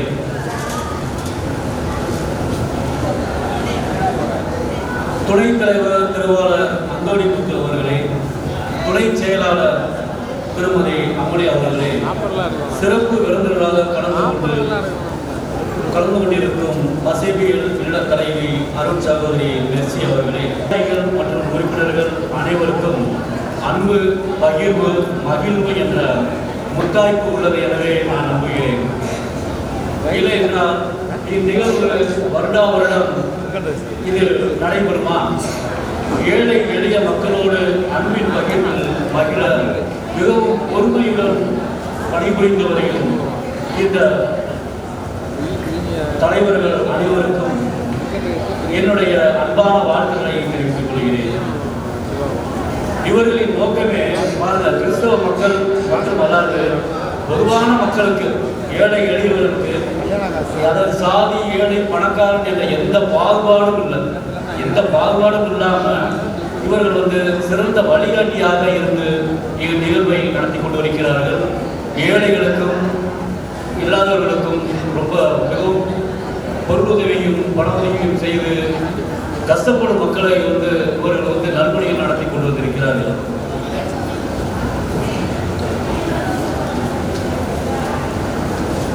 ஏழை எளியவருக்கு செய்யும் உதவி எனக்கே செய்தீர்கள் என்ற இறைவார்த்தைக்கேற்ப இந்த நலச்சங்கம் ஏழை எளியோர், ஆதரவற்றோர், முதியோர், கல்லறை பணியாளர், தொழுநோயாளிகள் ஆகியோருக்கும் பல உதவி செய்வது மிகவும் பாராட்டப்பட வேண்டிய விஷயம்தான். அடுத்ததாக எத்தனையோ பேருக்கு நம்ம இந்த இலவச மருத்துவ மருத்துவ வாய்ப்பு கிடைக்குமா தெரியாது. இன்றைய உடல்நிலை பற்றி நாம் கவலைப்படாமலே போய்கிட்டு இருக்கோம். இந்த இயந்திர வாழ்க்கையில் நம்மளோட உடல்நிலை பற்றி யாருமே கவலைப்பட கிடையாது. அந்த அளவுக்கு ஓடிக்கிட்டு இருக்கிறோம். அதில் நம்ம பணமும் செலுத்தி மருத்துவமனையில் கொண்டு போய் நம்ம நோயை தீர்க்கிறதுக்கு நமக்கே நேரம் இல்லை. இன்னைக்கு அப்படி ஒரு வாழ்க்கை போய்கிட்டு இருக்கு. அந்த மாதிரி ஒரு சூழ்நிலையில் இந்த கிறிஸ்தவ நலசங்கம் வருடா வருடம் இந்த ஒரு இலவச மருத்துவ பரிசோதனையை செய்து எவ்வளவு ஒரு நல்ல ஒரு அருமையான ஒரு செய்தியை செய்து கொண்டிருக்கிறார்கள். இது போல யாரும் செய்ய முடியாது. அதனால் அவர்களுக்கு மீண்டும் எனது வாழ்த்துக்களையும் வணக்கங்களையும் தெரிவித்துக் கொள்கிறேன்.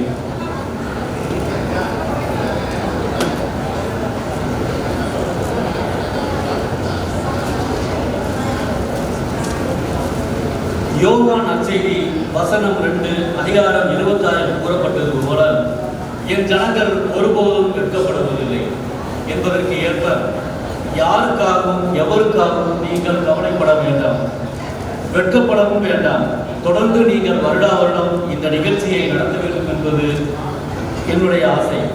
அதே போல ஆசியாகமம் அதிகாரம் 26 வசனம் 3 கூறப்பட்டது போல நான் உன்னோடு இருந்து உன்னை ஆசீர்வதிப்பேன் என்பதற்கு ஏற்ப எல்லாம் உள்ள ஆண்டவராகிய இயேசு கிறிஸ்து உங்கள் கூடவே இருந்து உங்களை ஆசீர்வதித்து உங்களை நல்வழிப்படுத்தி இவர் மீண்டும் இதே போன்று வருடா வருடம் இந்த ஏழை மக்களுக்கு உங்களால் முடிந்த உதவிகளை செய்து வர வேண்டும் என்று என்னுடைய அன்பான வாழ்த்துக்களையும் வணக்கங்களையும் தெரிவித்துக் கொள்கிறேன்.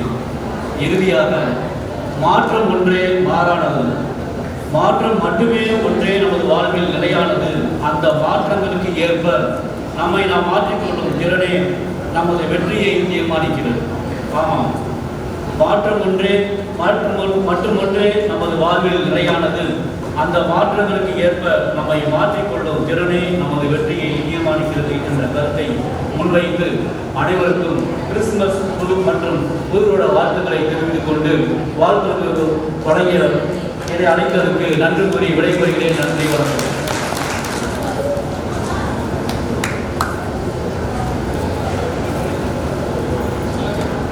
மதுரை சட்டக்கல்லூரியில் சட்டம் பயின்று வழக்கறிஞராக 25 ஆண்டுகளாக சிறப்பாக பணியாற்றி வருகின்றார் நம்முடைய சிறப்பு விருந்தினர். இயல்பிலேயே தொண்டுள்ளம் கொண்ட இவர் ஏழை எளிய மாணவர்களுக்கு படிப்பதற்கும் படிக்க வழிகாட்டியும் வருகின்றார். முதியோர் இல்லங்களுக்கு சென்று அவர்களோடு அளவலாகி அன்பு பணியாற்றுகின்றார். இயற்கையின் மீது கொண்ட காதலால் மரம் நடுதல், அவற்றை பேணி வளர்த்தல், பாதுகாத்தல் போன்ற பணிகளை ஆற்றுகின்றார். இன்றைக்கு நம்ம மரம் நடுற விஷயத்தெல்லாம் பார்த்துருக்கோம். மரம் நட்டு போயிடுவாங்க, அது அதோட நாணயங்கள் அப்படி இல்லை. மரத்தை நட்டுட்டு அதை வளர்த்து பாதுகாத்து வருகின்றார். அதே போல நீர்நிலைகளை பாதுகாக்கவும் ஆக்கிரமிப்புகளை அகற்றி அது நடக்காமல் பாதுகாத்து வருகின்றார். இன்னும் அதிகமாக மணல் கடத்தலை தடுத்தல் போன்ற அளப்பரிய செயல்களை செய்யும் மூத்த வழக்கறிஞர் திரு பொன்னையா அவர்களை சிறப்புரையாற்ற அன்போடு அழைக்கின்றேன்.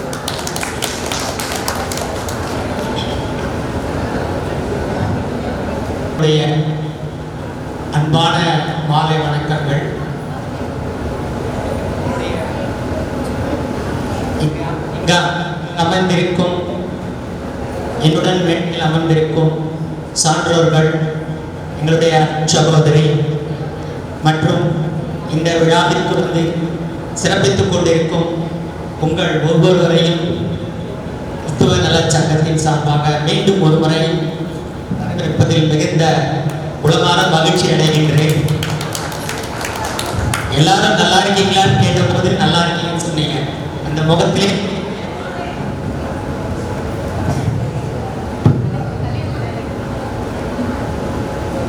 பரவாயில்ல, இந்த இடையூறுக்கெல்லாம் அஞ்ச போவதில்லை.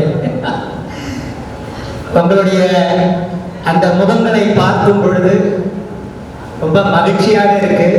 எல்லாரும் தங்களுடைய பணிகளை எல்லாம் விட்டுவிட்டு இந்த நலச்சங்கத்தின் இந்த சீரிய பணியில் ஒருவராக பங்கேற்க வந்துள்ளதை பார்க்கும்போது உள்ளபடியே மனம் மிகுந்த மகிழ்ச்சி அடைகிறது. அவர் வழக்கத்தினாக இங்கு நான் பேச வந்த கட்சி என்னன்னா அன்பு. எப்பயுமே வந்தோடனே பேசிடணும். எனக்கு முன்னாடி பேசின என்னுடைய சகோதர சகோதரிகள் அனைவரும் அன்பு சார்ந்தும் தர்மம் சார்ந்தும் அதை நம்மளுடைய வாழ்க்கையில் எப்படி கடைபிடிக்க வேண்டும் என்பதும் மிக அருமையாக நம் உள்ளத்தில் பதியும் வண்ணமாக சொல்லிக் கொடுத்துள்ளார்கள். இன்று நாம் எல்லாம் இங்கு ஒன்று கூடி மிகப்பெரிய ஒரு விழாவாக இதை கொண்டாடி கொண்டிருக்கிறோம். கிறிஸ்துவின் பிறப்பு. அந்த கிறிஸ்துவின் பிறப்பு என்பது மிக சிறப்பானது, மிகவும் அற்புதமானது. அதில் இன்னும் மெருகு சேர்க்கும் விதமாக இந்த நலச்சங்கத்திலிருந்து இங்கு ஏழை என்று சொல்வதற்கு மன்னிக்கவும், தட்டுகள் திறக்கப்படும், கேளுங்கள் கொடுக்கப்படும். இங்கு வந்திருக்கிற பயனாளர்கள் யார் கதவையும் தட்டவில்லை. ஆனால் அவர்களுக்காக கருணையுள்ள இறைவன் நம்முடைய நலச்சங்கத்தின் மனதினை தட்டியுள்ளார். மற்றொன்று சொல்ல விரும்புவது என்றால், இங்கு அநேகம் பேர்கள் தங்களுடைய குழந்தைகளை அழைத்து வரவில்லை. ஏன் அதை சொல்றேன் அப்படின்னா, எப்பயுமே ஏபிஜே அப்துல் கலாம் ஐயா சொன்னது போல நம்ம சொல்லக்கூடிய விஷயங்கள் குழந்தைகளோட மனதில் பதிய வேண்டும். ஏன் அதை சொல்றேன் அப்படின்னா, இங்க நான் ஒரு ஈகை அல்லது ஒரு தர்மம் அல்லது ஒரு உதவியை நான் செய்கிறேன் என்றால் அதை என் கரத்தால் செய்வதை விட என் மகன் என் மகள் அவர்களை கூட்டி இதை செய்யுங்கன்னு சொல்லும் பொழுது அங்கு அன்பு விதைக்கப்படுகின்றது. அங்கு ஈகை தர்மம் என்ற ஒரு சீரிய குணம் விதைக்கப்படுகின்றது. ஏனென்றால் குழந்தைகள் வளரும் பொழுதே இதையெல்லாம் வளர்க்க வேண்டும். ஏனென்றால் இப்பொழுது உள்ள சமுதாயத்தில் எல்லா வீட்டிலும் பெரும்பாலும் ஒரு பிள்ளை 2 பிள்ளை இருப்பது அரிதாகிவிட்டது. நாங்களாம் 5-6 பேர் இருக்கிறதுனால எங்களுக்கு உள்ளபடியே அதை பகிர்ந்து கொள்ள தெரியும். இப்புள்ள பிள்ளைகளுக்கு தங்களுக்குள்ளாகவே பகிர்ந்து கொள்ள தெரியாது. அப்படிப்பட்ட ஒரு சூழ்நிலையில் இந்த ஈகையும் தர்மத்தையும் நம்மிடம் இருப்பதை இன்னொன்றுக்கு மகிழ்ச்சியோடு கொடுக்கக்கூடிய ஒரு குணத்தையும் நாம் அவர்களிடம் வளர்க்க பெற்றோர்களான ஒவ்வொருவருக்கும் இங்கு கடமை இருக்கிறது, நான் உட்பட. ஏன்னா நம்ம செஞ்சுட்டு போயிடுவோம். அந்த குழந்தைகளுக்கு அது மனசுலேயே இருக்கும். ஒரு கிறிஸ்துமஸ் பண்டிகையாக இருந்தாலும், ஒரு பக்ரீத் பண்டிகையாக இருந்தாலும், ஒரு கிறிஸ்துமஸ் பண்டிகையாக இருந்தாலும், ஒரு பொங்கல் பண்டிகையாக எதுவாக இருந்தாலும் சரி, உங்களால் முடிந்ததை மற்றொருக்கு கொடுத்து மகிழும்படியாக இருந்தோம் என்றால் இந்த வாழ்க்கை மிகச் சிறப்பானதாக இருக்கும். ஏன்னா எல்லாரும் சொல்வது ஏழையின் சிரிப்பில் தான் இறைவனை காண முடியும்.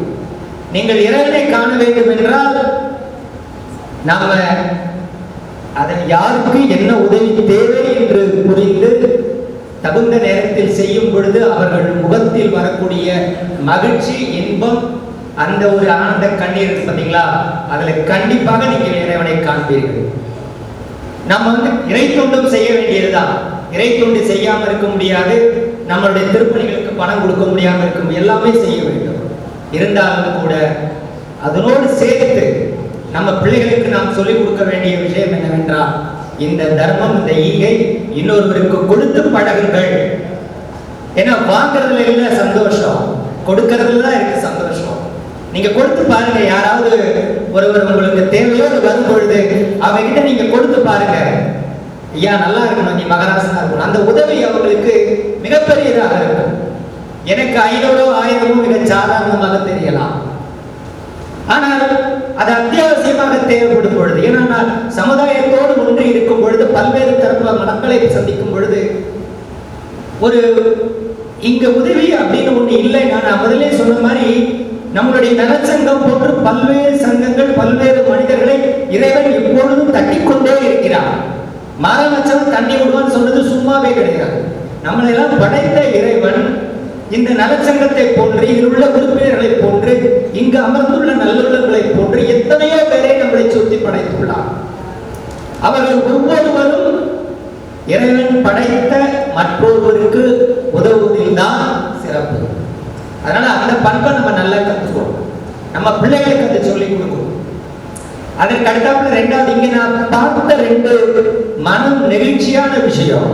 ஒண்ணு வந்து நம்மளுடைய இளம் பேச்சாளர் சிங்கம்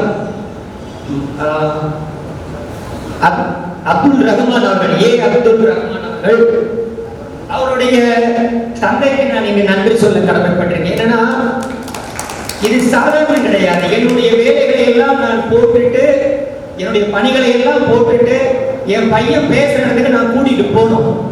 அது மட்டும் இல்லாம இங்க நாட்டியம் ஆடிய நம்மளுடைய அன்பு மகள் மேக்ஸ்லின் இன்பா, நீங்க கவனிச்சிருப்பீங்களா? எத்தனை பேர் கவனிச்சுன்னு தெரியாது. அந்த மகள் இங்க ஆடும் பொழுது அங்க பின்ன அந்த பெண்ணுக்கு எதிர்த்தாப்புல, அந்த குழந்தைக்கு எதிர்த்தாப்புல அவங்களுடைய தாய் நின்று கொண்டு பாவங்களை சொல்லிக் கொடுக்கிறார். இது எப்படின்னா, எங்களுடைய அருட்சகோதரி அவர்களுடைய மாணவர் தான் அவர் பேசும் பொழுது கவனித்து கைத்தட்டி ஆரவாரப்படுத்துவது எப்படியோ அதே போன்று இந்த அருமையான இரண்டு பெற்றோர்களையும் நாம் உளமாற பாராட்ட கற்றுக்கொள்ள வேண்டும். ஏனென்றால் ஒரு தன்னுடைய மகள் ஆட வேண்டும் என்று எந்தவித கூச்சமும் இல்லாமல் பின்னாடி சென்று நின்று கொண்டு அழகாக தன்னுடைய பாவங்களை சொல்கிறார். அவர் இங்கிருந்து சென்று விட்டார் நினைக்கிறேன், அவசரம் இல்லை, உண்மையிலேயே அவங்களை பாராட்ட நினைச்சிட்டு இருந்தோம். ஏன்னா ரொம்ப ஒரு நெகிழ்ச்சியான விஷயம். ஒரு குழந்தை மேடையை விடுறதோட இல்லை, ஓடு நின்றுகிட்ட ஆட சொல்லி கொடுத்து நான் இருக்க கவலைப்படாத அப்படி. இங்க என்னுடைய சகோதரர் வழக்கறிஞரும் அப்படித்தான், அப்பா இருக்க பேசு தைரியமா, ரொம்ப அருமையா பேசினார். அதனால நம்மளுடைய இளம் பிள்ளைகளுக்கு நாம் கற்றுக் கொடுக்க வேண்டிய விஷயங்கள் அன்பு, ஈகை, எல்லாத்துக்கும் தாண்டி ஒழுக்கம். ஏன்னா இன்னைக்கு நம்ம அதுல இருந்து ஒழுக்க நெறிகள் இருந்து தவறிட்டோமோ, தள்ளி போயிட்டு இருக்கோமோன்னு ஒரு பயம் வருது. பிள்ளைகள் எல்லார் கையிலுமே இன்னைக்கு நம்ம பிள்ளைகள் அழாம இருக்கணும்னா அம்மா முதற்கொண்டு ஆண்ட்ராய்டு போனை கொடுத்துட்றாங்க. அப்படின்னா அந்த பிள்ளைகள் ஆண்ட்ராய்டு போனோட தான் இருக்காங்களே தவிர பிள்ளைகளுக்கு ஒழுக்கங்களை கற்றுக் கொடுப்பதற்கு நாம் தவறிவிடக்கூடாது. இவை எல்லாவற்றையும் தாண்டி இறை பக்தி கண்டிப்பாக நாம் சொல்லிக் கொடுக்க வேண்டும். அது மதம் எதுவாக வேண்டுமானாலும் இருக்க வேண்டும். நான் எல்லோரிடமும் சொல்வது என்னவென்றால், ஒரு NH ரோடு, ஒரு நேஷனல் ஹைவேஸ் ரோடு இருக்குன்னா அதுல நிறைய சாலைகள் இருக்கு. NH 40, 45, 40 நிறைய சாலைகள் இருக்கு. ஆனா இந்த எல்லா சாலைகளும் சென்றடையும் இடம் ஒன்றுதான். ஆகவே இங்கு நாம பின்பற்றக்கூடிய மதம் எதுவாக இருந்தாலும், நாம் வணங்கக்கூடிய இறை எதுவாக இருந்தாலும், கடவுள் எதுவாக இருந்தாலும், அதுல போய் சேரக்கூடிய இடம் அன்பு, மற்றவருக்கு உதவுவது, இறைவனை காண்பதாக மட்டும்தான் இருக்கும். நாம் இங்கு குழந்தைகளுக்கு இறை பக்தியையும் நம் கடவுளுடைய சிறப்புகளையும் அவர்கள் எவ்வாறு அதை செய்ய வேண்டும் என்ற விஷயங்களையும் சொல்ல வேண்டும். அதோடு மட்டுமல்லாமல் நம்மளுடைய இறை தலங்களுக்கும் அவர்களை அழைத்து செல்ல வேண்டும். இந்த விஷயங்களை எல்லாம் நாம் குழந்தைகளுக்கு செய்வதை தவறிவிடக்கூடாது. ஏன்னா பிள்ளைகள் யாருமே இங்க பிறக்கிற யாருமே ஒரு வழக்கறிஞராக என்னால் சொல்ல முடியும், இங்கு பிறக்கும் யாருமே தவறு செய்பவர்கள் அல்ல. ஏன்னா இங்க இருக்கக்கூடிய சூழ்நிலைகள், ஒருவர் ஏழையாகவோ பணக்காரராகவோ பிறப்பது அவரது கையில் இல்லை. ஆனால் அந்த குழந்தைகள் எங்கு பிறந்தாலும் நமக்கு சொல்லிக் கொடுக்கப்பட்டுள்ளது அதுதான், சங்கு சுட்டாலும் வெண்மை தரும். அதுதான், நீங்க சங்க போய் பூசிக்கினாலும் சங்கு வெண்மையாகத்தான் இருக்கும். அத்தகைய பிள்ளைகளாக நம்மளுடைய பிள்ளைகளை எல்லாம் நாம் வளர்க்க வேண்டிய பொறுப்பு இருக்கு. ஏன் அப்படின்னா, இந்த கதவை தாண்டி இந்த உலகத்தோட, எல்லாரும் நினைச்சு பாருங்க, இந்த உலகத்தோட முதல் அடியை நாம் எங்கே வைக்கிறோம்? நம்ம இந்த உலகம் மிகப்பெரியது, பல கண்டங்களை, இந்த உலகத்துல முதல் அடி நாம் எடுத்து எங்கே வைக்கிறோம் என்று எல்லோரும் சிந்தித்து பார்த்தீர்கள் என்றால், பல்வேறு அறிஞர்கள் சொன்னது போல் நம்ம வீட்டோட வாசல் கதவு தான். கதவை திறந்து காலை வைக்கிறோம், அதுதான் உலகம். அங்கே இருந்துதான் நம்மளுடைய பயணம் ஆரம்பமாகிறது. ஆக நம்மளுடைய பிள்ளைகளை இந்த சமுதாயத்திற்கு, நாம் இந்த சமுதாயம் ஒரு உலகத்திற்குள்ள நம்ம பிள்ளைகளை அனுப்பும் பொழுது அந்த பிள்ளைகளை நல்ல பிள்ளைகளாக, ஒழுக்கமான பிள்ளைகளாக, அன்பான பிள்ளைகளாக நாம் அனுப்புவதற்கு மிகவும் கடமைப்பட்டுள்ளோம். அதே போல் இங்கு பேசிய அனைவருமே நம்மளுடைய திருவள்ளுவர் அவர்களை பற்றி அவருடைய குரல்களை மேற்கோள் காட்டிதான் பேசியிருக்கிறோம். அத்தகைய பலம் வாய்ந்தது உலக பொதுமுறை. அதில் சொல்லப்பட்டுள்ள மற்றொரு குரலையும் நான் இங்கு நினைவுபடுத்த விரும்புகிறேன். வரியார் கொன்று ஈவது ஈகை, மற்ற எல்லாம் குறிய விற்பை நீரத்து உடைத்து. இதுக்கு என்ன பொருள் அப்படின்னா, நீங்க யாரோ இப்ப நான் என்னுடைய சகோதரனுக்கோ சகோதரிக்கோ என்னுடைய மகனுக்கோ அல்லது என் உறவினருக்கோ நான் செய்யும் ஒரு உதவி எதிர்பார்ப்போடு நிறைந்தது.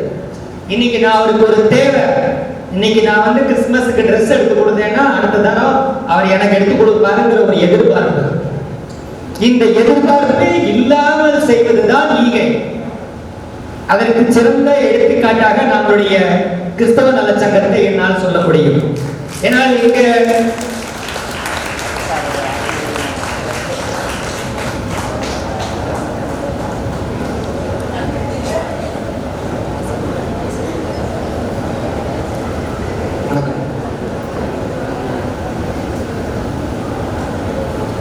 இங்க இருக்கக்கூடிய இந்த பயனாளர்கள் யார் என்று இந்த பயன் பெறுவதற்கு உதவிக்கரம் நீட்டிய யாருக்கும் தெரியாது. எங்களுக்கெல்லாம் தெரிஞ்சது ஒண்ணே ஒண்ணு, நலச்சங்கம் மட்டும்தான். ஆக நாம் செய்யக்கூடிய உதவி கூட எப்படி இருக்க வேண்டும் என்றால், நம்மளுடைய அருட்சகோதரி அவர்கள் சொன்னது போல் ஒரு ஓட்டுநர் யாரோ முகம் தெரியாதவருக்கு உதவி செய்கிறார்.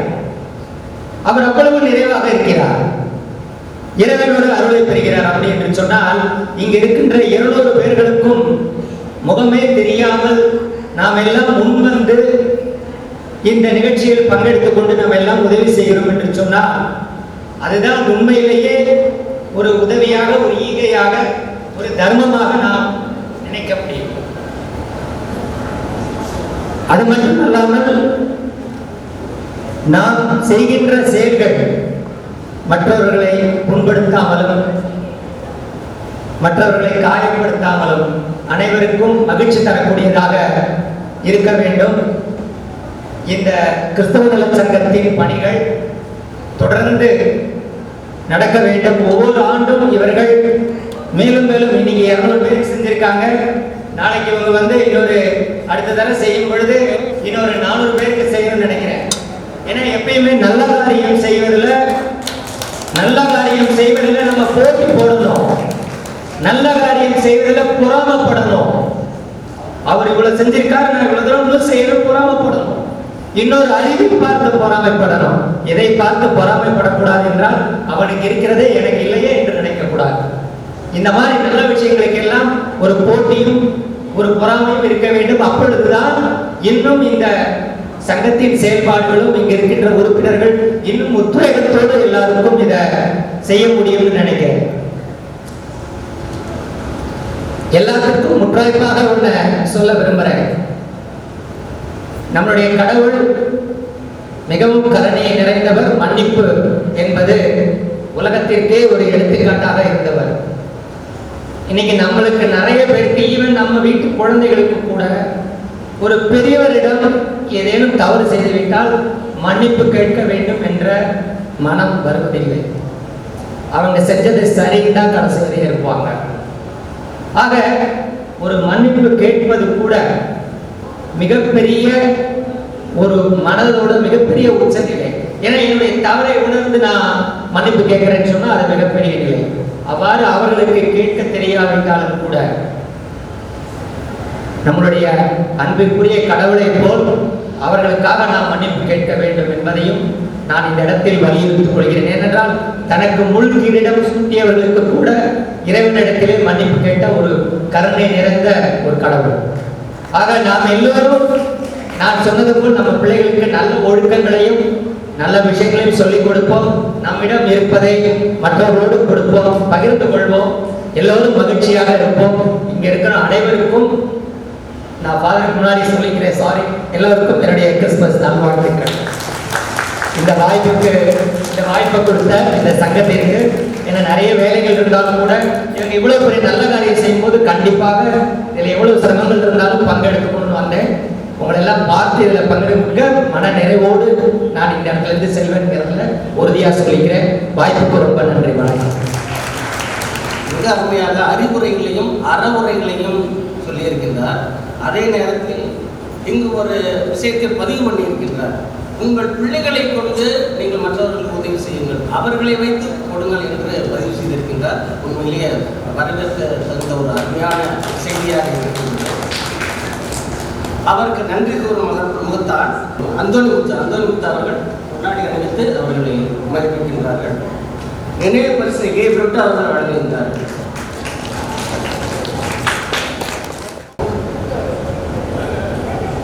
படையென குளிரும் பளிங்கென ஒளிரும் கனிந்த இதயம் இனியன பேசும் மணியென முழங்கும் பண்புசார் அகத்தில் மகிழ்வுடன் முகத்தில் சிரிப்புடன் அன்பாக பேசி பண்பாக பழகும் அழகாய் அமர்ந்தே பொலிவினை கூட்டும் துணையாய் நின்று துயரை போக்கும் தூய உள்ளம் இறைவனின் இல்லம் இறையருளை பொழியவே அன்பாய் அழைக்கின்றோம் அருள் தந்தை அவர்களை.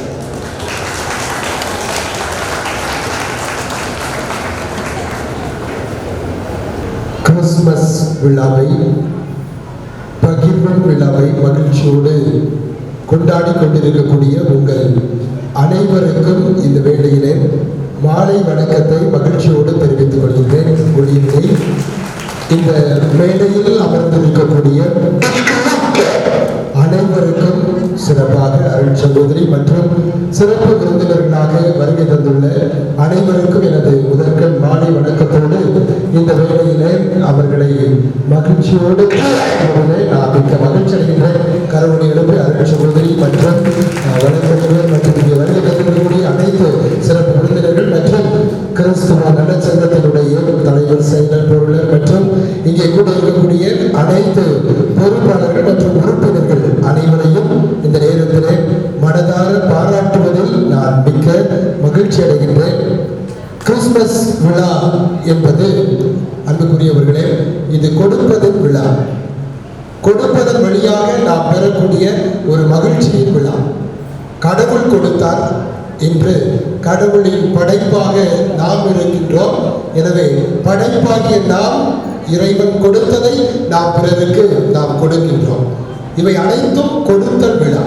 கொடுத்து கொண்டே இருக்கக்கூடிய ஒரு விழா தான் இந்த கிறிஸ்துமஸ் விழா. எனவேதான் இந்த ஒரு நாளிலே நமது கிறிஸ்துவ நல சங்கத்தை சார்ந்த அனைவரும் கொடுப்பதில் இன்பம், கொடுப்பதில் தான் இன்பம் என்று இந்த நாளை, இந்த மாலை வேளையை சிறப்பித்துக் கொண்டிருக்கிறார்கள். எனவே கொடுத்து கொண்டிருக்கக்கூடிய அனைவருக்கும் இந்த நேரத்திலே கரவொலி எழுப்பி நமது வாழ்த்துக்களையும் பாராட்டுகளையும் மகிழ்ச்சியையும் நாம் தெரிவித்துக் கொள்வோம். கிறிஸ்துமஸ் என்பது நான் சொல்வது போல இது கொடுப்பதனுடைய விழா. கொடுப்பதில் தான் மகிழ்ச்சி உண்டு, இன்பம் உண்டு. கொடுத்து பாருங்கள், உங்களுக்கு நிறைவான மகிழ்ச்சி என்னாலும் கிடைக்கும். எப்பொழுது நாம் கொடுக்கின்றோமோ அப்பொழுதெல்லாம் நாம் கடவுளிடமிருந்து அதிகமாக பெறுகின்றோம். எதற்காக என்று சொன்னால் கொடுப்பதற்காகவே பெறுகின்றோம். நாம் பெறுவது எதற்கு என்றால் கொடுப்பதற்கு. அது எந்த ஒரு இதாக இருந்தாலும் சரி. நாம் குறிப்பாக இங்கே நிறைய பேர் பயனாளிகளாக வந்திருக்கிறீர்கள்.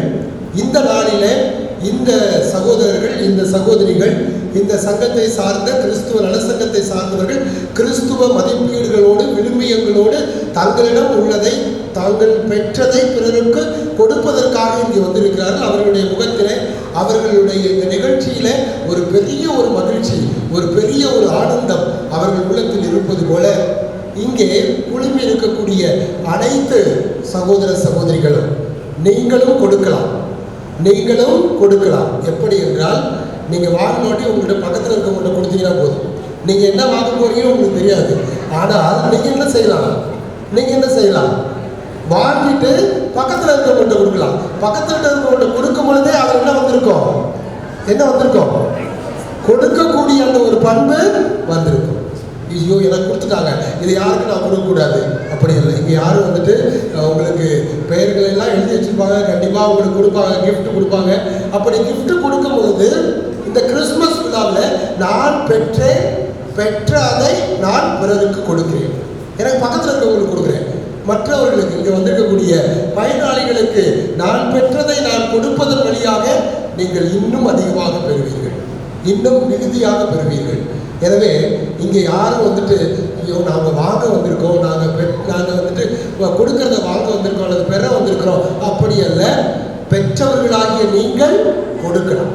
எப்படி உங்களுக்கு வந்த கிஃப்டை நீங்கள் மாற்றி கொடுக்கலாம் யாருக்காவது, கண்டிப்பாக அதன் வழியாகவும் நீங்கள் மகிழ்ச்சி அடையலாம்.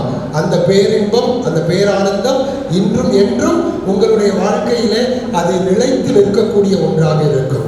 எனவே இந்த நேரத்தில் அன்பு சகோதரர்களே, சகோதரிகளே, இந்த ஒரு முயற்சியை மிக அருமையாக இந்த ஒரு நாள் மட்டுமல்ல, இந்த கிறிஸ்துமஸ் நிகழ்வு மட்டுமல்ல, கிறிஸ்துவ நல சங்கம் வருடந்தோறும் பல்வேறு வழிகளிலே தங்களால் முடிந்த உதவிகளை பிறருக்கு செய்து கொண்டே இருக்கிறார்கள். எனவே இந்த நேரத்தில் மிக மகிழ்ச்சியோடு அவர்களை பாராட்டுகின்றேன். முதலிலே இந்த ஒரு உதவி செய்யக்கூடிய ஒரு மனப்பான்மை, பகிரக்கூடிய ஒரு மனப்பான்மை, கிறிஸ்துவனுடைய அந்த விழுமியத்தை இந்த உலகிற்கு எடுத்துச் செல்லக்கூடிய இந்த குழுவை சார்ந்த அனைவரையும் பாராட்டுவதோடு தொடர்ந்து நீங்கள் கொடுக்கக்கூடிய, நீங்கள் பெற்றதை கொடுக்கக்கூடிய இந்த ஒரு உள்ளம் உங்களிலும் உங்களது இல்லத்திலும் இன்றும் என்றும் வளர்ந்து கிறிஸ்து ஆண்டவர் உங்களுடைய இல்லத்திலும் உள்ளத்திலும் பிறந்து மகிழ்ச்சியையும் சமாதானத்தையும் அமைதியும் தர என்னுடைய ஜெபங்களை உரித்தாக்குகிறேன் என்று சொல்லி இந்த நேரத்தில் என்னை அழைத்து இந்த ஒரு மகிழ்ச்சியான ஒரு தருணத்தில் உங்களோடு இந்த ஒரு ஆசியுரையை கொடுக்க உதவிய அனைத்து நல்ல உள்ளங்களுக்கும் எனது நன்றியையும் பாராட்டுக்களையும் தெரிவித்துக் கொள்கிறேன்.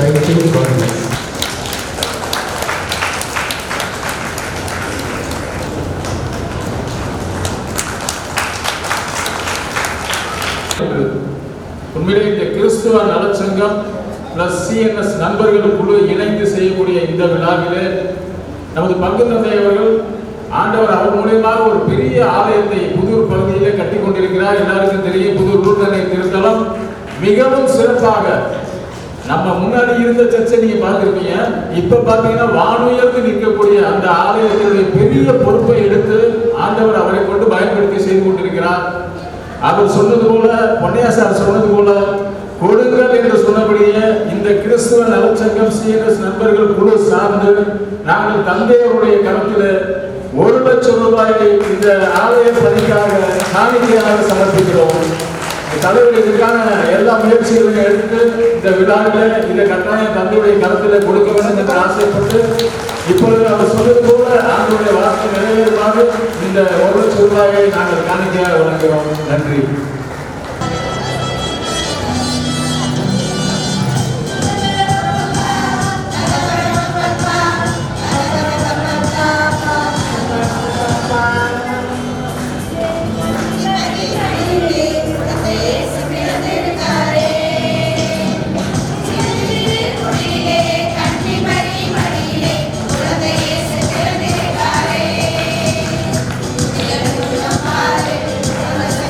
Yeah.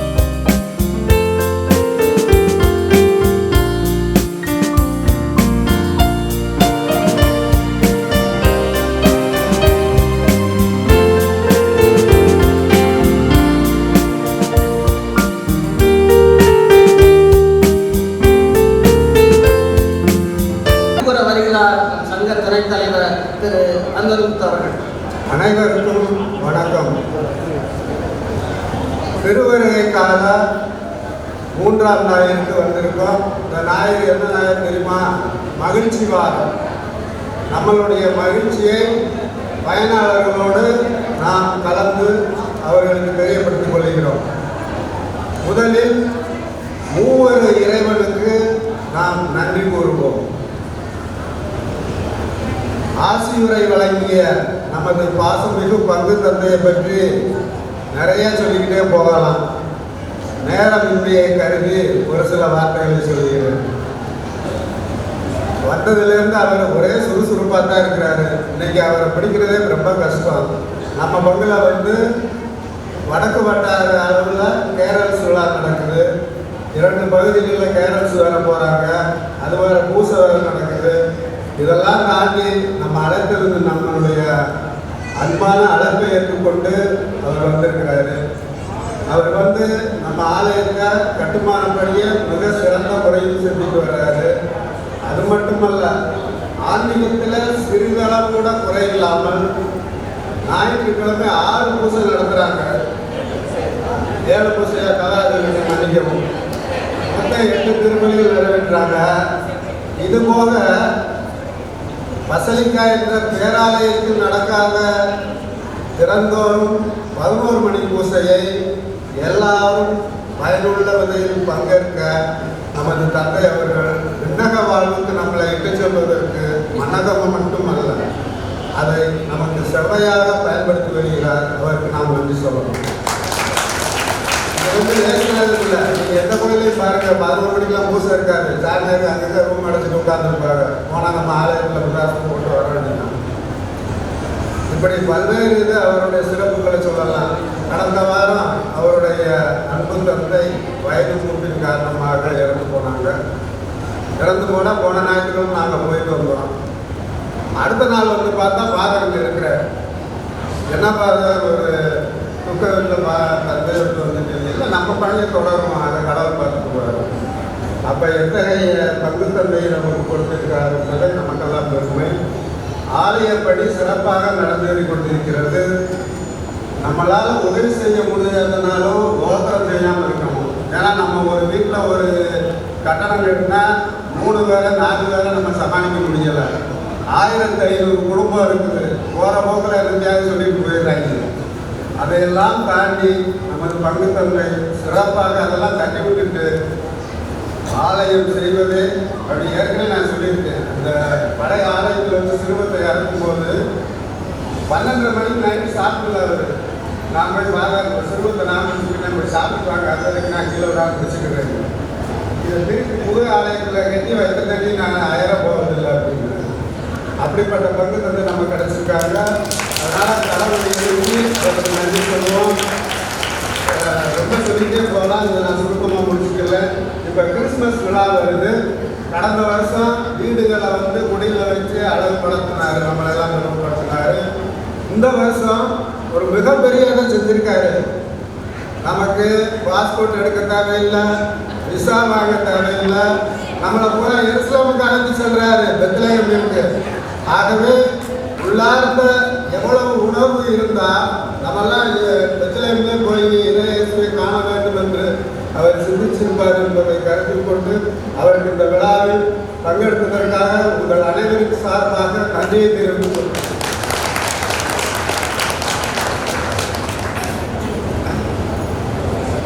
நமது சிறப்பு விருந்தினர் திரு பொன்னையா MA ML FPL அவர்கள், மூத்த வழக்கறிஞர், மெட்ராஸ் மேல் நீதிமன்றம் மதுரை கிளை.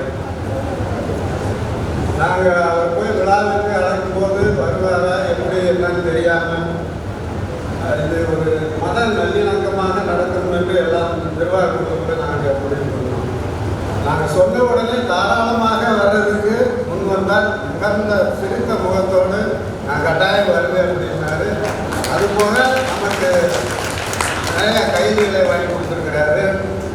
அவர் வழக்கறிஞர் மாதிரி பேச மாட்டார், ரொம்ப எளிமையானவர். ஆனால் கோர்ட்டில் பார்க்கலாம் அவர் எதிர்கொண்டவர், வாதத்தில் கிராசிங்கில் பார்க்கலாம். சாதாரண பார்க்கும்போது ரொம்ப எளிமையாக இருப்பார், அந்த பேசுகிறாரு. கோர்ட்டில் அதுக்கு நேர்மாறாக இருப்பார். அதனால் தப்பான கேஸெல்லாம் கொண்டு போய் நம்ம பேச்சில் நினைக்கிறாரு. அதை பார்த்துப்பார். நேர்மையானது நம்ம எவிடன்ஸ் இல்லாதனா கூட அதை கிரியேட் பண்ணி நம்ம ஜெயிக்க வைப்பாரு. ஆனால் நம்ம பொய்யா கொண்டு போய் இவ்வளவு ஆதாரத்தை கொடுக்காது அட்டன் பண்ண மாட்டாங்க. அப்படிப்பட்ட சிறந்த மனிதர். நமது தங்கத்தை போல அவரும் நிறைய உதவிகளை செய்கிறாரு, ஆனால் வெளியே சொல்ல மாட்டார். அவர் செய்வார். மற்றபடி அவர் இப்போ இந்த விழாவில் நமக்கு எல்லாம் ஒரு நிறையா கருத்துக்களை சொன்னார். ஒரே ஒரு கருத்து என்ன வந்தால் அவர் அழுத்தமாக சொன்னார், நாம் பெரியவர்கள் மற்றவர்களுக்கு உதவி செய்கிறோம். இதை நம்முடைய குழந்தைகள் உணர வேண்டும், பிற்காலத்தில் அவர்களும் செய்ய வேண்டும் என்ற படிப்பினையை உணர்த்த வேண்டும் என்ற பெரிய கருத்தை அவர் கூறினார். அதை நாம் பின்பற்றி செய்ய வேண்டும்.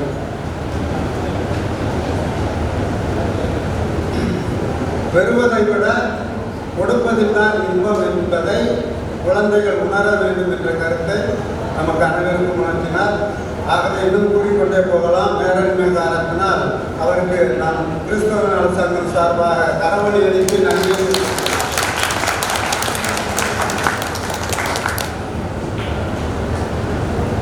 கிறிஸ்து பிறப்பு செய்து வழங்கிய அருள் சகோதரி மெர்சி சிஐசி எம்ஏபிஎல் மசபியல் இல்ல தலைவி, லூர்தன்னை பெண்கள் மேல்நிலைப்பள்ளி மற்றும் ஆசி நடுநிலைப்பள்ளி தாளாளர் அவர்கள் கிறிஸ்து எதற்காக பிறந்தார் என்பதை அனைவருக்கும் புரியும் வகையில் சிறப்பாக எடுத்துரைத்தார்கள்.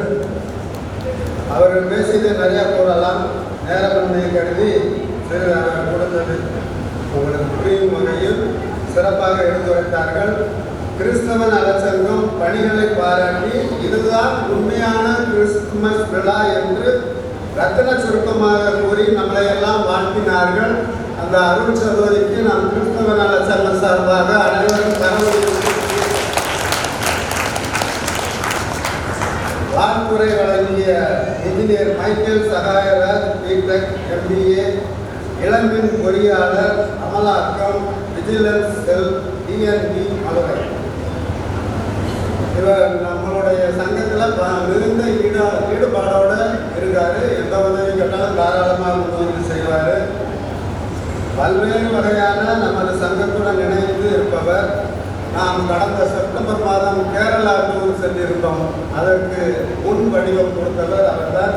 பல ஏற்பாடுகளை செய்து நமக்கு பல வகையில் உதவி செய்தார். ஏழை எளியவர்களுக்கு நாம் செய்யும் உதவிகளை பாராட்டி நம்மளை உற்சாகப்படுத்தி பேசினால் அவருக்கும் நாம் கரவொலி எழுப்பி நன்றி தெரிவித்துக் கொள்வோம். இளம் பேச்சாளர் எனக்கு ரொம்ப வியப்பாக இருந்துச்சு. தம்பி இப்படி பேசலான்னு நான் நினைக்கவே இல்லை. அவர் அப்பா கூட சின்ன பையன் தெரியுமா ஜவஹர் படத்தில் பார்த்துருக்கேன். இன்னைக்கு இப்படி மேடையில் எங்கேயும் கூட வளர்த்தியாக இருக்கும்போது எனக்கு அதிர்ச்சி ஆகிப்போச்சு. இப்படி இருக்கிறாரு அப்படின்னா பேச்சு அதுக்கு மேலே தான் அதிர்ச்சி ஆகிப்போச்சு. இப்படித்தான் பிள்ளைகளை வளர்க்க வேண்டும் என்பதில் அவர் அப்பா அதை செஞ்சுக்கிட்டார். அன்பின் பகிர்வு பற்றி செய்தி மாஸ்டர் அப்துல் ரஹ்மான். நான் கூட தலைவர்கிட்ட கேட்டேன், இவர் கன்னி பேச்சாப்பா, கன்னி பேச்சு போட்டலாமா அப்படின்னு. நிறைய பட்டிமன்ற பேச்சுட்டா இருப்பாரு, எங்களை சொல்லிடாத அப்படின்ட்டாரு. அதை சொன்னதை உண்மை என்று நிரூபித்துவிட்டார். இந்த இளம் வயதில் இவ்வளவு முதிர்ந்த பட்டிமன்ற பேச்சாளர்கள் பேசக்கூடிய பேச்சுக்களை பேசுவது நம்மளையெல்லாம் பாராட்டியது ரொம்ப ஆனந்தமாக உள்ளது. அந்த தம்பி மென்மேலும் வளர தமிழ்நாட்டில் சிறந்த பட்டிமன்ற பேச்சாளராக வர வேண்டும் என்று அனைவரும் சார்பாக வாழ்த்தி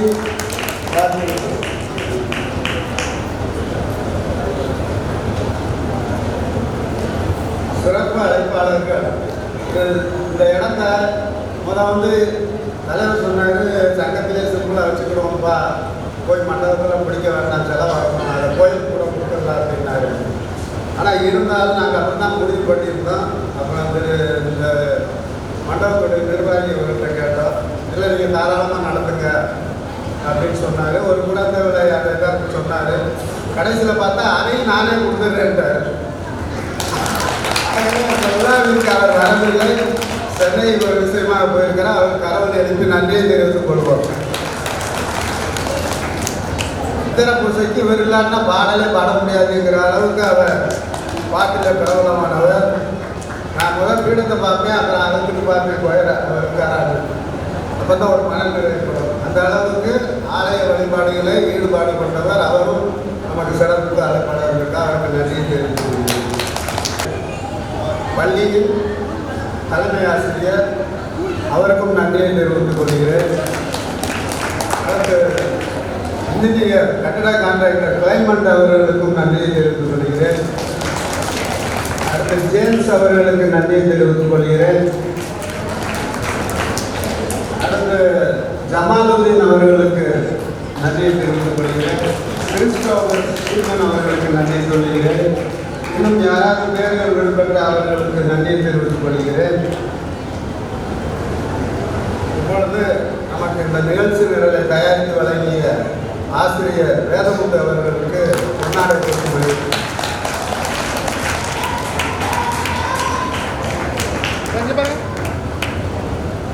நம்மளுடைய கிறிஸ்தவ நலச்சங்க தலைவர் யார் தெரியுமா? ஐஸ் ஸ்டாலின்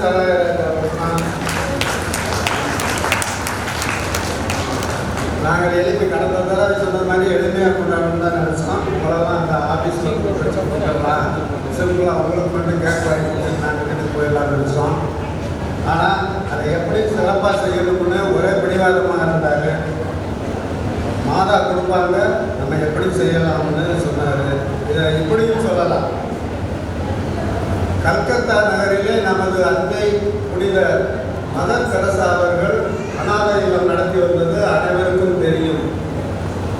அப்பொழுது அவர் தொழுநோய் பிரிவு, அனாதை சிறார்கள் இல்லம் இப்படி நிறைய நடத்தி வந்தாங்க. அதில் அந்த அனாதை சிறுவர்கள் இல்லத்தில் மாலை நேரம் டிஃபனுக்கு பிள்ளைகளுக்கு பிஸ்கட் கொடுக்கலாம்னு ஒரு சிந்தனை அவங்களுக்கு வந்துச்சு. அப்போ அந்த கல்கத்தா நகரில் ஒரு பிஸ்கட் அது பிரிட்டானிய ஆலயம் தான் நான் நினைக்கிறேன். அந்த ஆலயம் இருந்தது. அந்த ஆலய அதிபர்கிட்ட போய் மதர் தெரசா அவர்கள் கேட்டார்கள், இந்த விசுவில் வரும்போது 2 நாள் உடஞ்சி வரும்போது அந்த பிஸ்கட்டெல்லாம் எங்கள் பிள்ளைகளுக்கு கொடுத்தாங்க, சாயந்தரம் டிஃபன் கொடுத்துக்கிறேன், பசியாக இருந்தாங்க அப்படின்னு. இதுதான் கேட்டிருக்காங்க மதர் தெரசா. ஆனால் அந்த நிர்வாகி என்னென்ன வார்த்தை சொல்லி திட்டணுமோ, கேவலப்படுத்தணுமோ அப்படிலாம் சொல்லி அவங்கள அசிங்கப்படுத்தி வீட்டுக்கு அனுப்பிட்டாங்க. அவங்களும் அவங்க வீட்டுக்கு போய்கிட்டு இருக்காங்க. அடுத்து தொழிற்சாலையில் உற்பத்தி தொடங்குனா எல்லா மிஷின்லையும் பிஸ்கட் 2 உடையுது. அங்கே இருக்க தொழிலாளர்களுக்குலாம் பெரிய அதிர்ச்சி. போய் மேல்முறையிடுறாங்க, என்ன எல்லா பிஸ்கட்டும் உடஞ்சிக்கிட்டே இருக்கு 2 அப்படின்னு. உடனே மிஷினரியை செக் பண்ணுறாங்க, நிபுணர்களை கூப்பிட்டு அதெல்லாம் பார்க்குறாங்க. எல்லாமே பெர்ஃபெக்டாக இருக்குது. 100% ரா மெட்டீரியல் இந்த பிஸ்கட்டுடைய கலவைகளும் கரெக்டாக இருக்குது 100%. அப்போ என்னடா பேசிட்டு உடஞ்சிக்கிட்டே வருது அப்படின்னு எல்லாம் அங்கே பேசி வீட்டுக்கு போட்டு பேசிக்கிட்டு இருக்கும்போது தான் அப்போ அந்த ஓனருக்கு யோசனை வந்துச்சு. ஒரு முக்காடு போட்ட சிஸ்டர் வந்தாங்களே, ஒரு ப்ளூ கலர் சேலையை கட்டிக்கிட்டு அவங்க பிஸ்கட் கேட்டாங்க, உடஞ்ச பிஸ்கட்டு, நம்ம அவங்களை வச்சியை அனுப்பிட்டோமே அப்படின்னு அவர் யோசிச்சிருக்காரு. உடனே உதவியாளர்களை கூப்பிட்டு அந்த அம்மா எங்கன்னா குடிப்பாங்க. உடனே அந்த புதிய இல்லத்துக்கு சென்று மதர் தெரசாவை கூட்டிகிட்டு வந்திருக்காங்க. கூட்டிகிட்டு வந்தோன்னா அவங்கள நிப்பாட்டி அந்த ஓனர் வந்து சாஸ்தாங்கமாக அம்மா காலில் விழுந்து, என்னை மன்னிச்சிருங்கம்மா, நான் இந்த அப்பா அவங்களெல்லாம் வந்துட்டேன், மனசு வேதனைப்பட்டுட்டேன் அப்படின்னு சொல்லியிருக்காங்க. அது மட்டுமல்ல, மாதம் மாதம் நல்ல பிஸ்கட்டையே அவங்க முதல் இல்லத்துக்கு அனுப்பிடு அப்படின்னு உத்தரவாதம் கொண்டு கொண்டிருக்கிறாங்க. எதுக்கு சொல்றேன்னா, கேளுங்கள் தரப்படும், தட்டுங்கள் திறக்கப்படும், தேடுதை கண்டனதை. இதை எங்கள் தலைவர் ரொம்ப பர்ஃபெக்டாக செய்கிறாரு. கேட்கறதுக்கு அச்சம் மாட்டாரு. கேட்போம்பா, நமக்கு கேட்கலாம். அவர் நிறைவாக இருக்காரு, 10 தொழிலாளருக்கு வேலை கொடுக்குறாரு, நிறைவாக இருக்கிறாரு. அவர் கேட்கறதுக்கு அவசியமே கிடையாது. இருந்தாலும் ஏழை இருந்துச்சுன்னா நம்ம கேட்போம்பா, கொடுத்தா வாங்கிடுவோம் அப்படின்னு சொல்லி மன துணிவோடு செஞ்சு இன்று இந்த விழா மட்டுமல்ல, நம்ம ஆலய கட்டுமானத்துக்கு நிதி தரக்கூடிய அளவுக்கு முன்பட்டு செஞ்சிருக்காரு. அவர் மட்டுமல்ல, நிர்வாகக்குழு எல்லாம் சேர்ந்து செஞ்சதும். ஆகவே தலைவருக்கு அக்கரவழியிற்கு அனைவரும் பாராட்டு.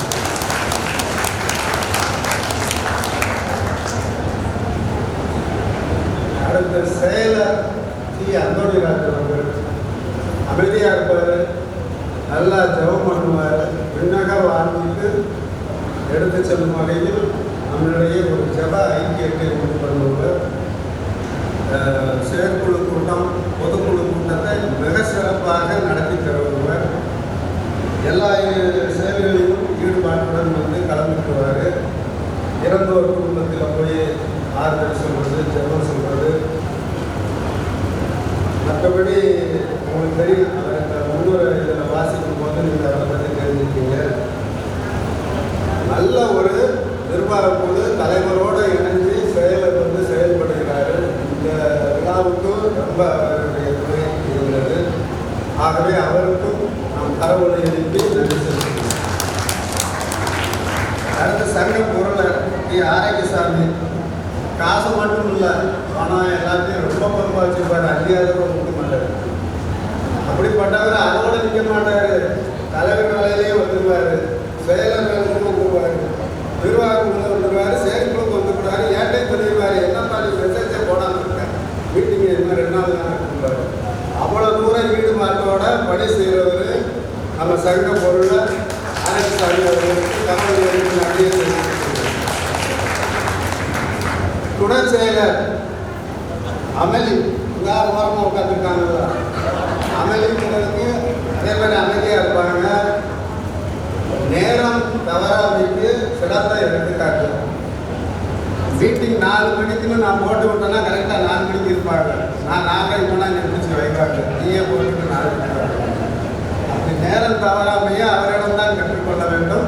அவர்களும் நிர்வாகக்குழுவில் இணைந்து சிறப்பான செயலாற்றி வருகிறார்கள். அடுத்ததாக எங்களுடைய செயற்குழு உறுப்பினர்கள் எல்லாம் தங்க கட்டி எல்லாருமே நல்ல முறையில் செயல்படுபவர்கள், நல்ல கருத்துக்களை கூறுபவர்கள், எங்களோடு இணைந்து செயல்படுவார்கள். அடுத்து பொதுக்குழு உறுப்பினர்கள் மிகவும் சிறப்பானவர்கள். எல்லா வகையிலும் அவர்கள் ஒத்துழைப்பு கொடுப்பார்கள், எந்தவித மாற்றத்தையும் ஏற்றுக்கொள்வார்கள். நாங்கள் ஒரு கூட்டத்தில் ஒன்று பேசுகிறோம், உதாரணத்துக்குதே சொல்லுவோம், வேற மாதிரி நடத்துவதாக பேசணும், இன்னைக்கு வேற மாதிரி நடத்தணும். அதையும் ஏற்றுக்கொண்டு எல்லா நன்மைக்கு என்று பெருந்தன்மையோடு சங்கம் நல்லா முன்னேற எல்லா வகையிலையும் ஒத்துழைப்பு கொடுக்கிற எங்கள் கண்மணிகளுக்கு எல்லாரும் கடவுளை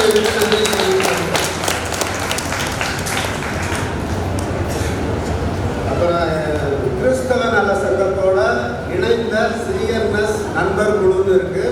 இதில் ஃபேஸ்புக்கில் வந்து கிட்டத்தட்ட ஒரு 350 பேர் மெம்பராக இருக்காங்க. அவங்க உதவி செய்கிறது மற்றவங்களுக்கு தெரியாது, எங்கள் நிர்வாகங்களுக்கு தான் தெரியும், செயற்குழுக்கு தான் தெரியும். எல்லா விதத்துலையும் சப்போர்ட் பண்ணுவாங்க, நாங்கள் செய்கிறத ஊக்கப்படுத்துவாங்க. இது வந்து கிறிஸ்தவர்கள் மட்டும் இல்லை, அதில் முஸ்லீம், பௌத்தம், இந்து எல்லா மதத்தினரும் இருக்கிறாங்க. எங்களெல்லாம் பாராட்டி நல்லா எங்களை முன்னேற்றத்துக்கு எல்லா வகையிலும் ஒத்துழைக்கிறார்கள்.